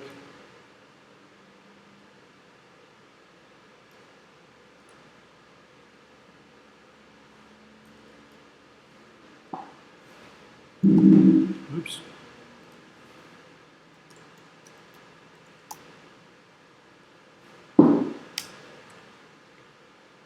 So here's a classic. These are all classic solar energy plants. You have these mirrors. They're shining up on this tower, and this tower is filled with liquid sodium. The liquid sodium is brought down to ground level and heats water. And this is the one that's in the Mojave Desert. Right there, the biggest one in the world. You can see there's a lot of light hitting that thing. But it just comes down and it heats up water, makes steam, turns generators. Have you ever seen, this is kind of random, have you ever seen the movie Sahara? Oh, I just long time ago. It has one of those, doesn't it, right? I couldn't tell. I can't remember. Okay. It's been a long time since I've seen it. All right, so we are done with energy as far as just energy is concerned. We're going to move on now for a few minutes, the last part of today, into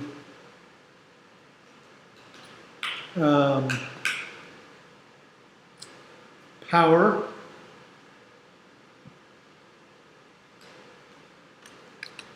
These last two sections are not really anything that we're going to spend a lot of time on. I don't think anyway. We're going to talk about power. Power is the rate at which you use energy. Simply enough. Simply put. If you use 5 joules of energy in 5 seconds, you take 5 joules divided by 5 seconds, you're using 1 joule per second. And 1 joule per second is called a watt. And watts are the units that we use for power. And this confuses the heck out of people. Because we say something like, the space shuttle uses as much power as the entire United States. But it only uses it for a few seconds, or a few minutes, right? Whereas the United States uses it for the entire year and all the time. Because it's using it so fast that yeah, so you can either use it extremely quick. If you use it very quickly, if the amount of time that you're using that energy in. So it kind of goes like this. Let's go back to let's take a look at our whiteboard again here. So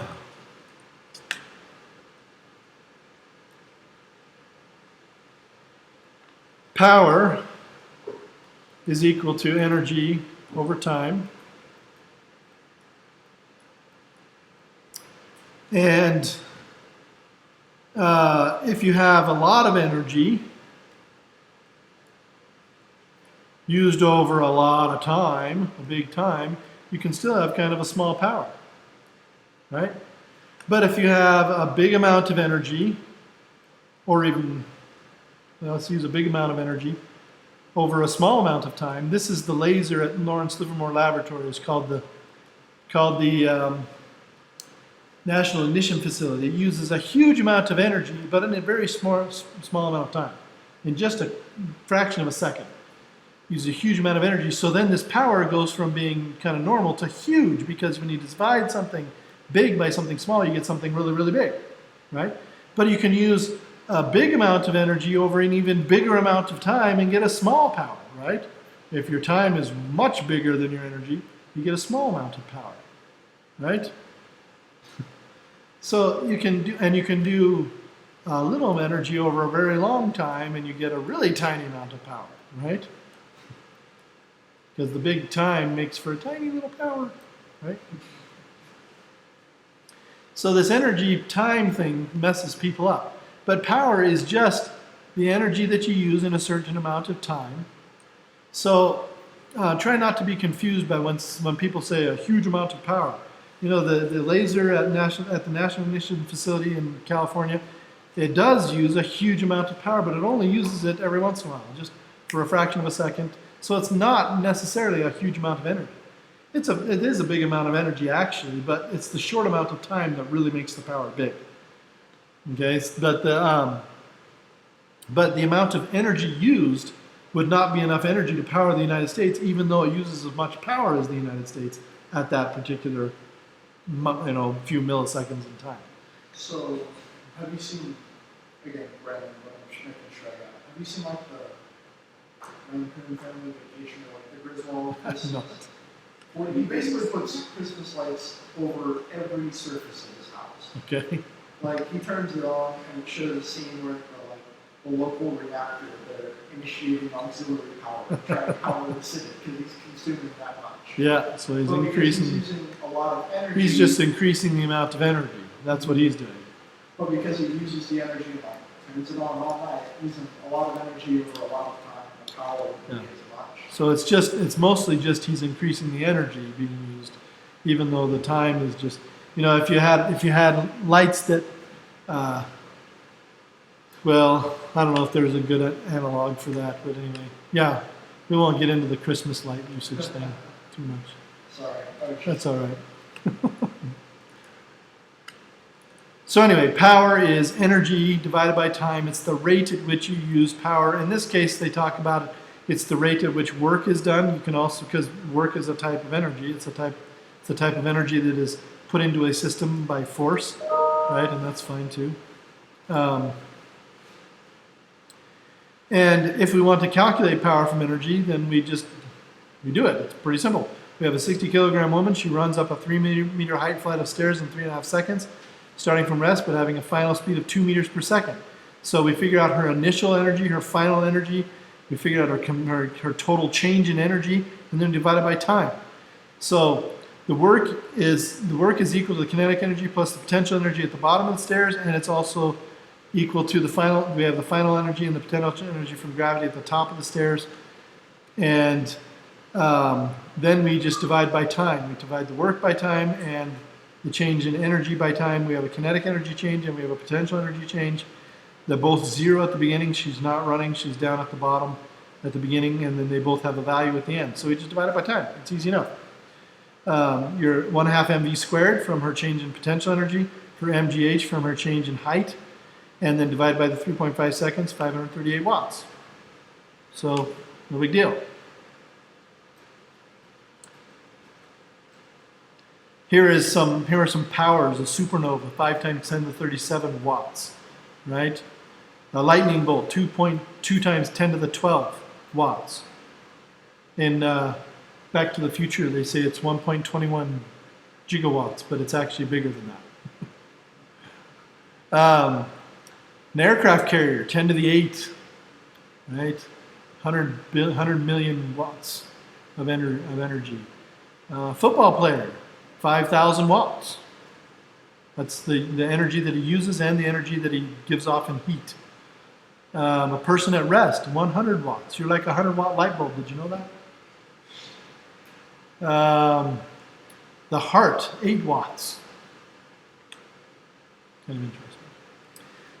There's an interesting way that we calculate energy in many situations, and that is by using what we call a kilowatt hour. So watts are, of course, energy per time, and if you multiply watts times time, you'll get energy. And in the power industry, they use kilowatt hours as their measurement of energy instead of joules. So they take the amount of kilowatts that you're using and they multiply it by the amount of hours that you're using. And that's what you see on the little meter outside your house. They've got the meter with the little dials going around and around. They're actually measuring kilowatt hours. So they're measuring your energy usage. And we can actually calculate the amount of energy used by a computer. So if you look at your computer, look on the power cord of your computer, it'll tell you how many kilowatts it uses. So look on your power cord for your computer. Tell me how many kilowatts it uses.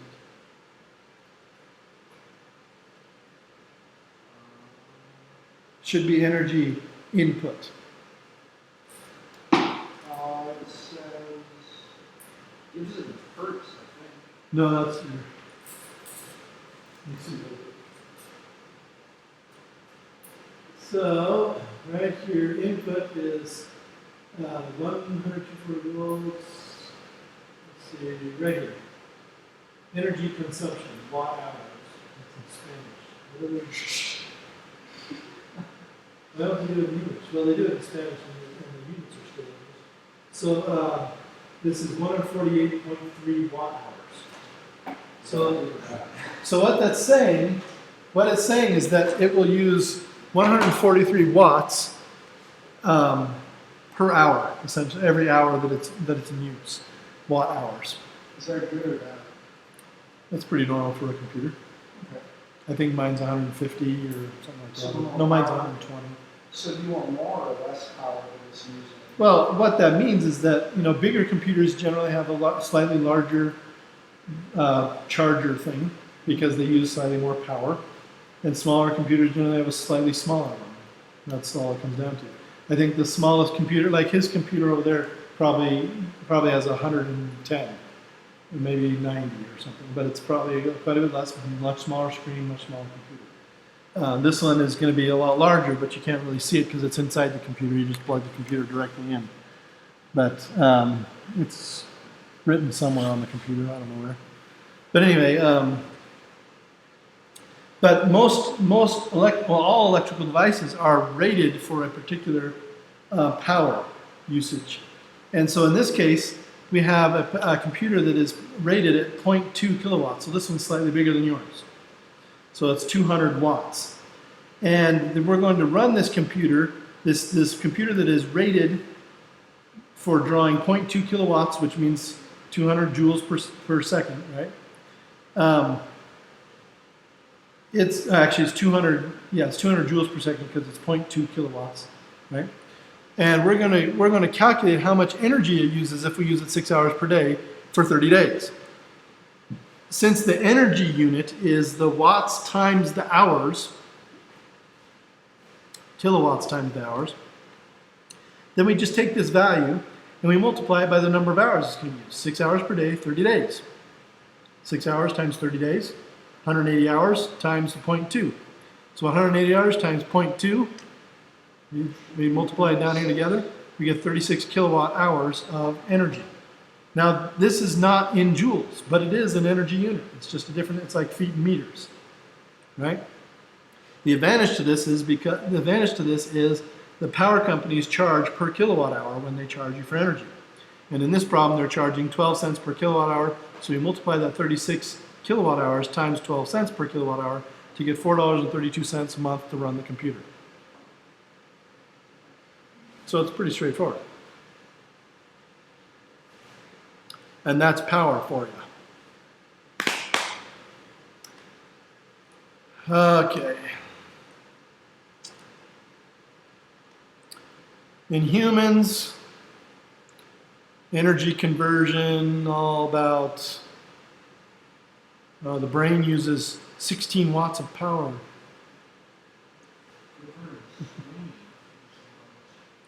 Here they do another example of calculating power. We have a person requires 12,000 kilojoules of energy a day, which is about 3,000 calories of food calories, or 3,000 kilocalories. And they consume 13 kilojoules of energy per day. And they will gain weight because they're consuming more than they're using. We want to know how much bicycling per day is required to work off this extra 1,000 kilojoules. Now remember, we did have an equation for, let's see, did we have, well, we had a value for the,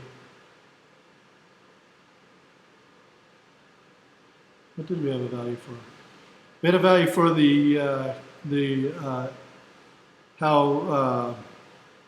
oh, here we go. This is what we need. We need the watts consumed in cycling. So consuming, if you're going 13 to 18 kilometers per hour, which is not very fast cycling, you're going to do 400 calories per, or 400 watts of energy consumption or power consumption. If you're professional, it's more than 4 times that. Professional cyclists burn a lot of energy. But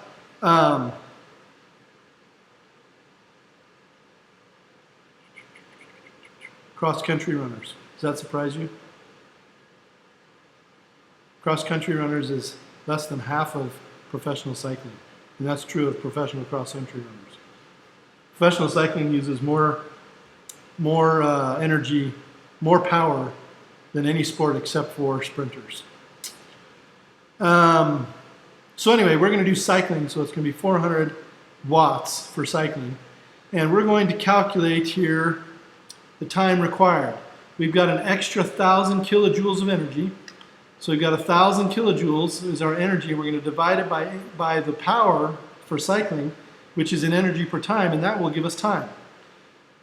Energy divided by energy by time is going to give us time. So we get 1,000 divided by 400, ends up being 2,500 seconds.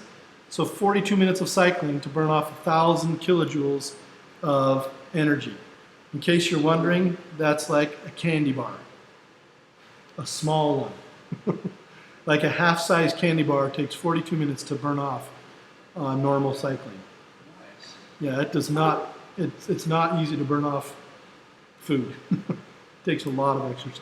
So how does the whole because like if you do 1,000 divided by 400, it's only 2.5. So is there a unit change, or is that giving us a unit? So We divided what? What did you 1,000 say? divided by 400 is Oh. only 2.5. Oh, so we did 1,000 kilojoules though. So this is Oh, 1,000 that's times in 10 to the 3, Okay. right? So then when you, okay. So 1,000 kilojoules is 1,000 times 10 to the 3 joules. Then you divide by the watts. So. How much fat loss? There's 1 gram of fat for every 39 kilojoules. So there's 26 grams of fat. You know how many grams are in a pound? About 600. Not much. That's not much weight loss. But this is why cyclists and sprinters have a tendency to be very skinny. Professional cyclists and swimmers. Because there's a sport that requires a lot of power. World energy use. This one's like more politics than anything. Yeah.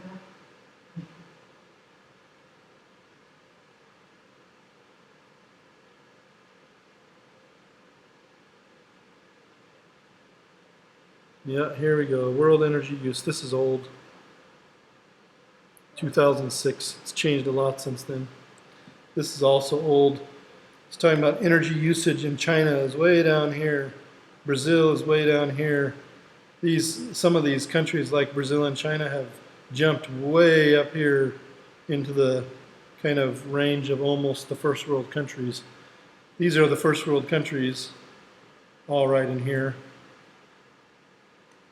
All these countries are considered second world countries down in here. Ones that are kind of on the edge between first and third world. Yep. They have parts of their country that are very industrialized and very healthy places for your average human being, but they have great poverty in other parts of their countries. So, but most countries that are considered first world countries are way up in the realm of using a lot of power, kilowatts per capita. So this is how wealthy these countries are on this scale, and this is where they use power. So like Saudi Arabia is not a very wealthy country, but it uses quite a bit of power for a not very wealthy country. So Canada uses the most power. They use the most power, but they're not the most wealthy country. Japan's the wealthiest, and we're kind of We're in between the two. we're like the We're definitely the highest power user, per capita. yeah, Well, compared to our GDP. yeah, that's what I was trying to say. Yeah, definitely. And Japan has actually dropped down quite a bit. I don't think that they're as high as that anymore. I think we're actually higher than they are now. So, and China is quite a bit higher. China has moved up both in GDP and What's the copyright on this there is no copyright. It's a copyleft. I'm not kidding. They call it a copyleft. Anyone can copy it as long as they give credit to everyone everyone who has contributed to it. It's kind of like a wiki book. It's been contributed to by many authors. book? So I guess the better question would be, when was it published? Or at least when it was just The last version of this was just this last year, I believe. It says the draft comes from 2007. That's what I was reading. Mine says 2006, but yours may be. Right there. Oh yeah, 2007. Right. So this is from the year 2006 probably, but anyway, yeah, it's still old. Anyway, we're done. We're done with energy now. I will get chapter 7 up and running here as soon as we close this out. And then next week we will start off with linear, or sorry, not next week. On Wednesday we'll start up linear momentum and collisions, which will be good because that's what our lab is going to be on. So we're going to learn some stuff about it tomorrow. So we have a lab tomorrow. We do. Let's see. Our Cassidy, are you still there? I hope you still are. Yeah. The lab that you have is the explosions one. That's the last. Yeah. That's the last one. Okay, so maybe what we should do is start chapter 7 or start chapter 8 tomorrow and do the lab Wednesday because we do need to get a little bit of stuff under our belt for the lab. So we'll start chapter 8 tomorrow, and then we'll do the lab on Wednesday, and then we'll have chapter 8 and chapter 7 homework available this week, and then we'll finish chapter 8 next week and get going with chapter 9. Sounds good. Okay. So no lab tomorrow. We'll meet tomorrow, and then lab on Wednesday. All right. Sounds good. Any questions before we? Okay. Any other questions about what we're doing before we move on to anything else? Okay. I am going to answer a few homework questions. And if you need to leave, you're welcome to leave. Have a good one. See you tomorrow. All right. Have a good day. Yep. In the theater for the, Yes, tomorrow is 7 o'clock in the North Platte Theater for the presentation on the eclipse. You can get extra credit. I don't know what I'll put the extra credit towards. I'll put it towards something. Here or? The theater in the college here. Yeah. I'm pretty sure it's at the college. Let's check that. I'm not good at the Fox Theater. I don't think they're going to do Eclipse specialists. Yeah, McDonald Belton Theater in North Platte Community College. It is free and open to the public. And yeah. Did you have a question about that, Cassidy? No, I was just wondering what you guys were doing, like if we were going to do a lab, because you were talking about just being with them during the day. Yeah, so yeah, it turns out that they are going to be busy, so I won't be doing anything with them during the day. We'll just have classes. We'll have class as usual. Do you want me to stream that meeting so that you can watch it for extra credit, or are you just not interested? Either one is fine. Well, no, I am interested, but I'm just not able to make that drive right now. We're kind of, like, long story short, that we're trying to sell our house, and Okay. so I'm having to clean and. Okay, I can stream it if you're interested. I can put it on the Zoom, and then Well, you can. I would love that, Okay. but if it's a hassle for you, then No, don't worry. no problem. No problem at all. I'll bring my laptop in and we'll send it by Zoom, and just log in at 7 o'clock and you can watch the meeting. Okay, All right, thank you. no problem. Have a good day. You too. Okay, so what's your question, Leslie? See you, Mr. Bailey. See Thank you you later. for the help before class. Yep. See you, Leslie. I have about 5 questions maybe. From Well, 3 from chapter 5. okay. Well, no, it's always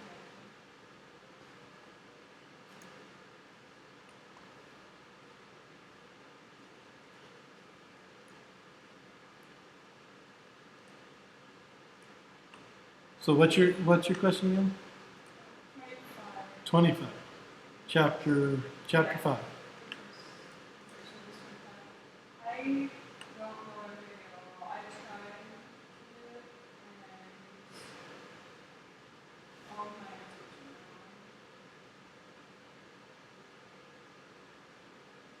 Which ones do? Okay, let me. Whoa.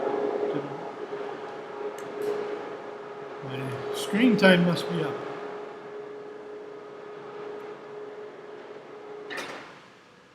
Okay, so let me look really quick here.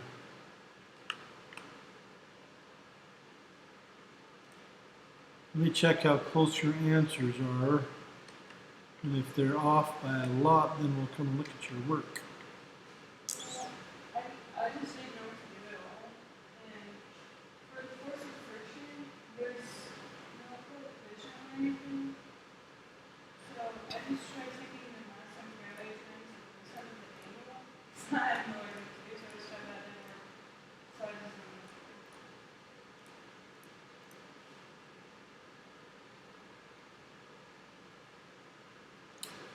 Whoa, what happened?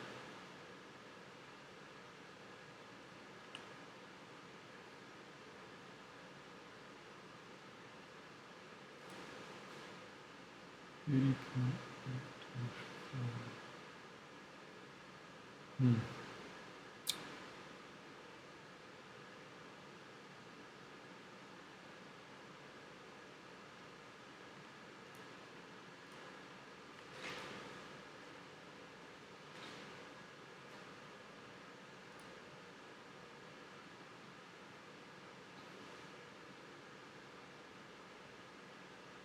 All right, let's take a look at your work. I didn't really have to do the work. Like this one I totally guessed. I didn't really have to do that at all. So you know how to work on this problem? I just forgot what I tried to do for the first part. But I didn't know what to do without the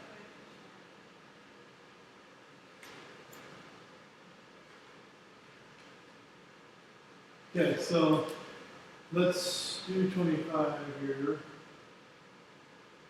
And let's draw our picture.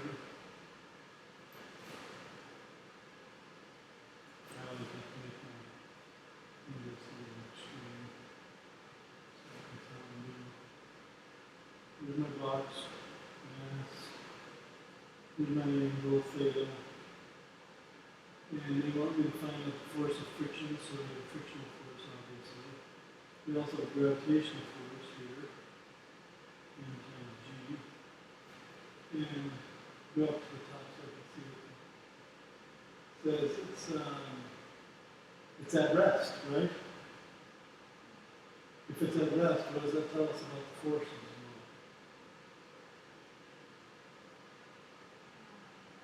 Can there be any forces if it's not accelerated? No. Forces is the only thing that makes something accelerate. Newton's law tells us that force equals mass times acceleration. If there's no acceleration, then moving in a block that's sitting still has no acceleration. Right? So either a body, if the box is either moving at a constant velocity or it's sitting still, then the acceleration equals zero. That means all the forces added together have to equal zero. And in two cases, the sum of the forces in the x direction have to equal zero, and the sum of the forces in the y direction have to equal zero. Those are the two cases that we're going to solve for. Okay? But the problem here is that we have x and y, but one of our forces is along this direction, we have a normal force up in each direction. Maybe we want to go parallel and perpendicular instead of x and y, just because it makes them balance. Because we have two forces, we have three forces here. We have a force that is in the parallel direction, one that's in the perpendicular direction, and there's one that's not. So we want to fix one. So if we do our m times g in a parallel direction, we'll have this one, and this is what we'll call this weight, and this will be weight perpendicular. And then we'll have this one, which will be weight parallel. Right?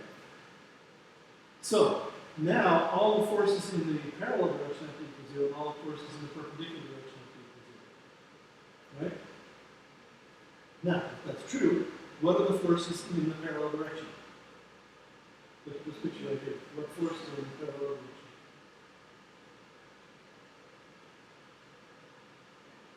Friction. It's negative, so we call it friction.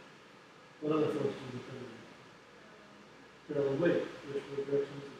It's called positive, right? That's weight parallel. That has to add together to equal what? Zero. So there's one equation. Right? And in this triangle, this one is theta, and this one is theta. Both of the small units. So, the friction is equal to what? What is the friction equal to? Negative mu times normal force. So you know normal force, right? And what is the weight equal to? Well, the weight, the parallel weight, is opposite the angle theta. So what's it going to be? If you're the opposite of the angle, it's SOH, so right? Like I have to like write it down. That's right. So it's sine opposite hypotenuse, right? So it's sine for opposite. So we're going to take the hypotenuse, which is the weight, times the sine and theta. That's W theta. That's W parallel. Okay? So that's just That's all the forces in the parallel direction. Now the beautiful thing about this is we know almost everything in this equation.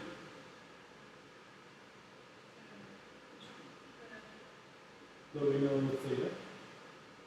We know the weight. Right? And the normal force is equal to, well, we're going to figure out what the normal force is equal to in a second. But we know the weight and the theta, right? So what have we done over here? What forces are in the perpendicular direction? We write down the forces in the perpendicular direction.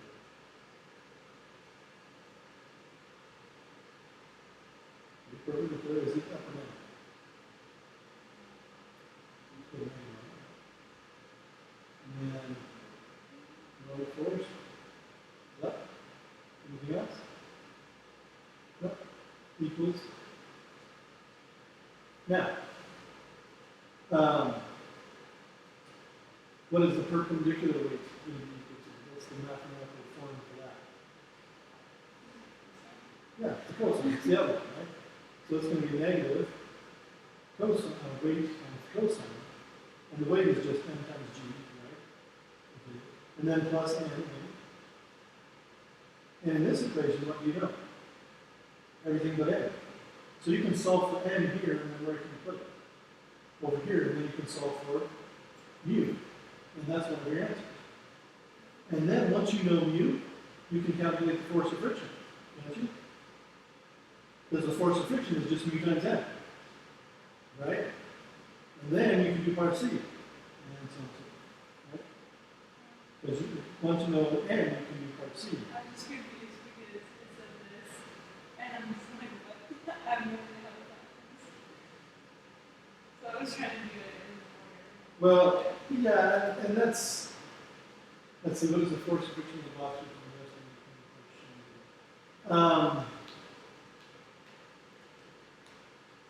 Yeah, that's probably a bad way to word that. Let's see, can you do it in that order? M times G S. Yeah, you can do it in that order. You can actually calculate the force of friction just from this equation right here. Because you know this, and this is the force of friction, this whole thing. So the force of friction is equal to W times sin theta. So you can just, if you just take the weight, the mass times gravity times sin theta, and you can calculate the force.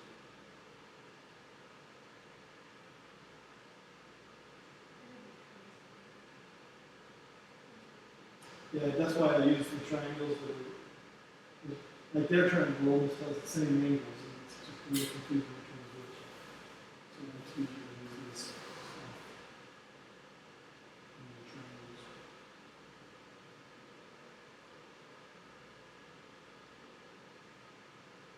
Now, what other questions do you have? We should answer your other questions really quick, because I have to leave in about 20 minutes.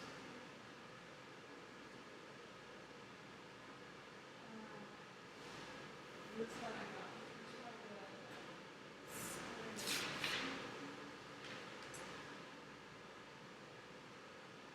Yeah, and this one's a little bit confusing.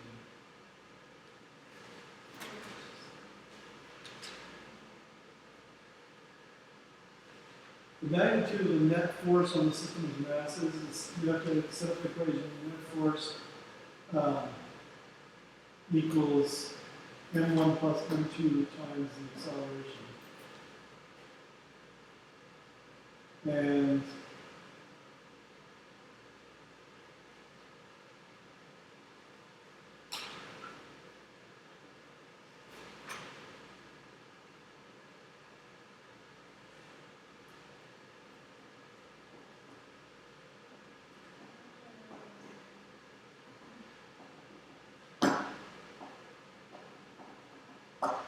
Go up to the top. Initial velocity, incline, friction, flow, two, force of friction, two. So drop that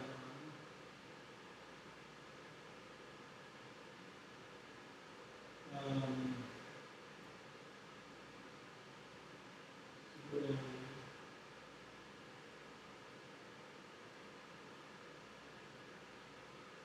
Do you have a picture for this one? Picture is kind of essential for this one because what's going to happen is this. So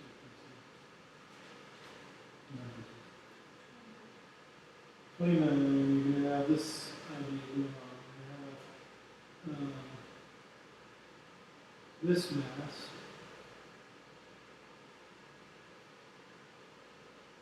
It's there. And this is mass 2. And it has a force that's tension this way, and it has its weight this way, and it has friction this way. But then you have another problem that has the same tension going up. This is weight 2. And which way it's going? Inside out the way. So the friction is this way. But the tension is going up for this one, and the weight of this one, this is mass 1, this is weight 1, is going down. These two tensions are the same, right?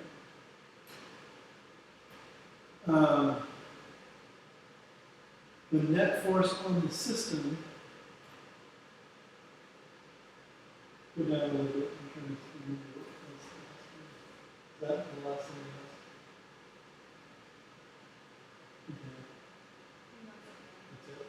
So I think the net force on the system is actually the same as the tension.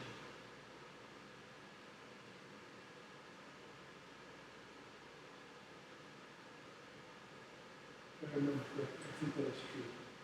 So the tension is the net force on the system, because the tension is what causes this thing to accelerate and this thing to accelerate. So the tension is the net force of the system. That's what all of us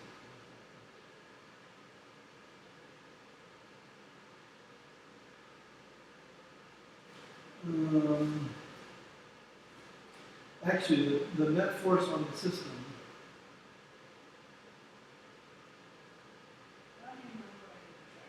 so the net force is actually equal to, in either one of these cases, it's equal to the tension minus weight 1 in this case, or the net force in this case is equal to sum of the parallel forces. So it would be tension minus friction minus the weight in the parallel direction. The weight has a perpendicular and there's a normal force. The weight has a perpendicular and it has a these cancel out, but these all add together to give you a net force. And it's the same.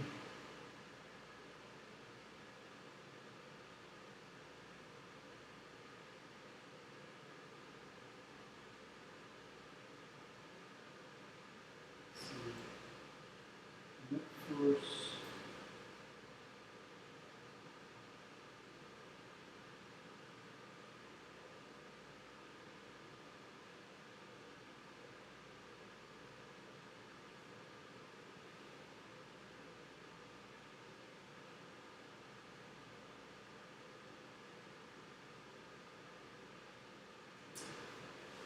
Oh, I think I tried inserting some of these already. no, that's not going to help us. The net force on the system has to be the tension. It's the only force that they both share.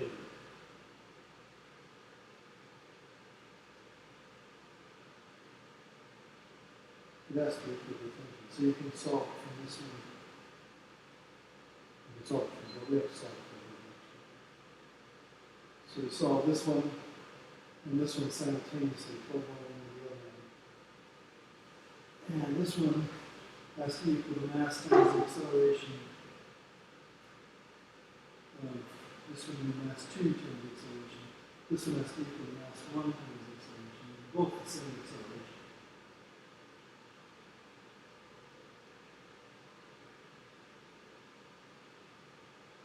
Actually, no, that's not right. This is the force on 2. This is the force, I don't remember what that is. This is the force on 2. This is the force on 1. Okay? So, for all the forces on the second mass is this equation right here. All the forces on the first mass is this equation right here. There are two things in these equations you don't know: tension and acceleration. Okay, so you need to solve these equations simultaneously. Solve this one for the acceleration, plug in this one, or solve this one for the tension, plug in this one, and solve that. In the end, you need both the tension and the acceleration. You get the tension and the acceleration. Then, in fact, if you just solve for the acceleration, you can do this, because then you put the acceleration into the equation. First net equals mass 1 plus mass 2 times acceleration. That's the net force. That's how it is. So first you solve these equations, and you get the acceleration, and then you plug the acceleration into here, and solve for the net force.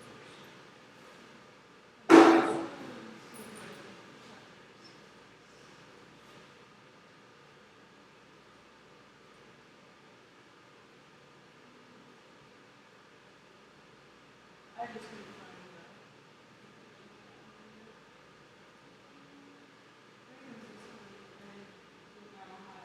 Okay, that's in the equation. That is an equation that is not inside of the box in the book in chapter on Kepler's. On Kepler. So I've made everybody else find it. You gotta go find it.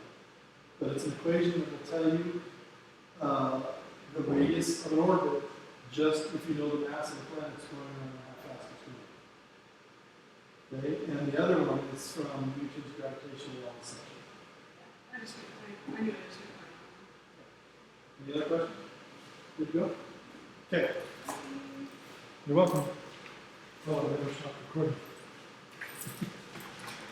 Better stop recording.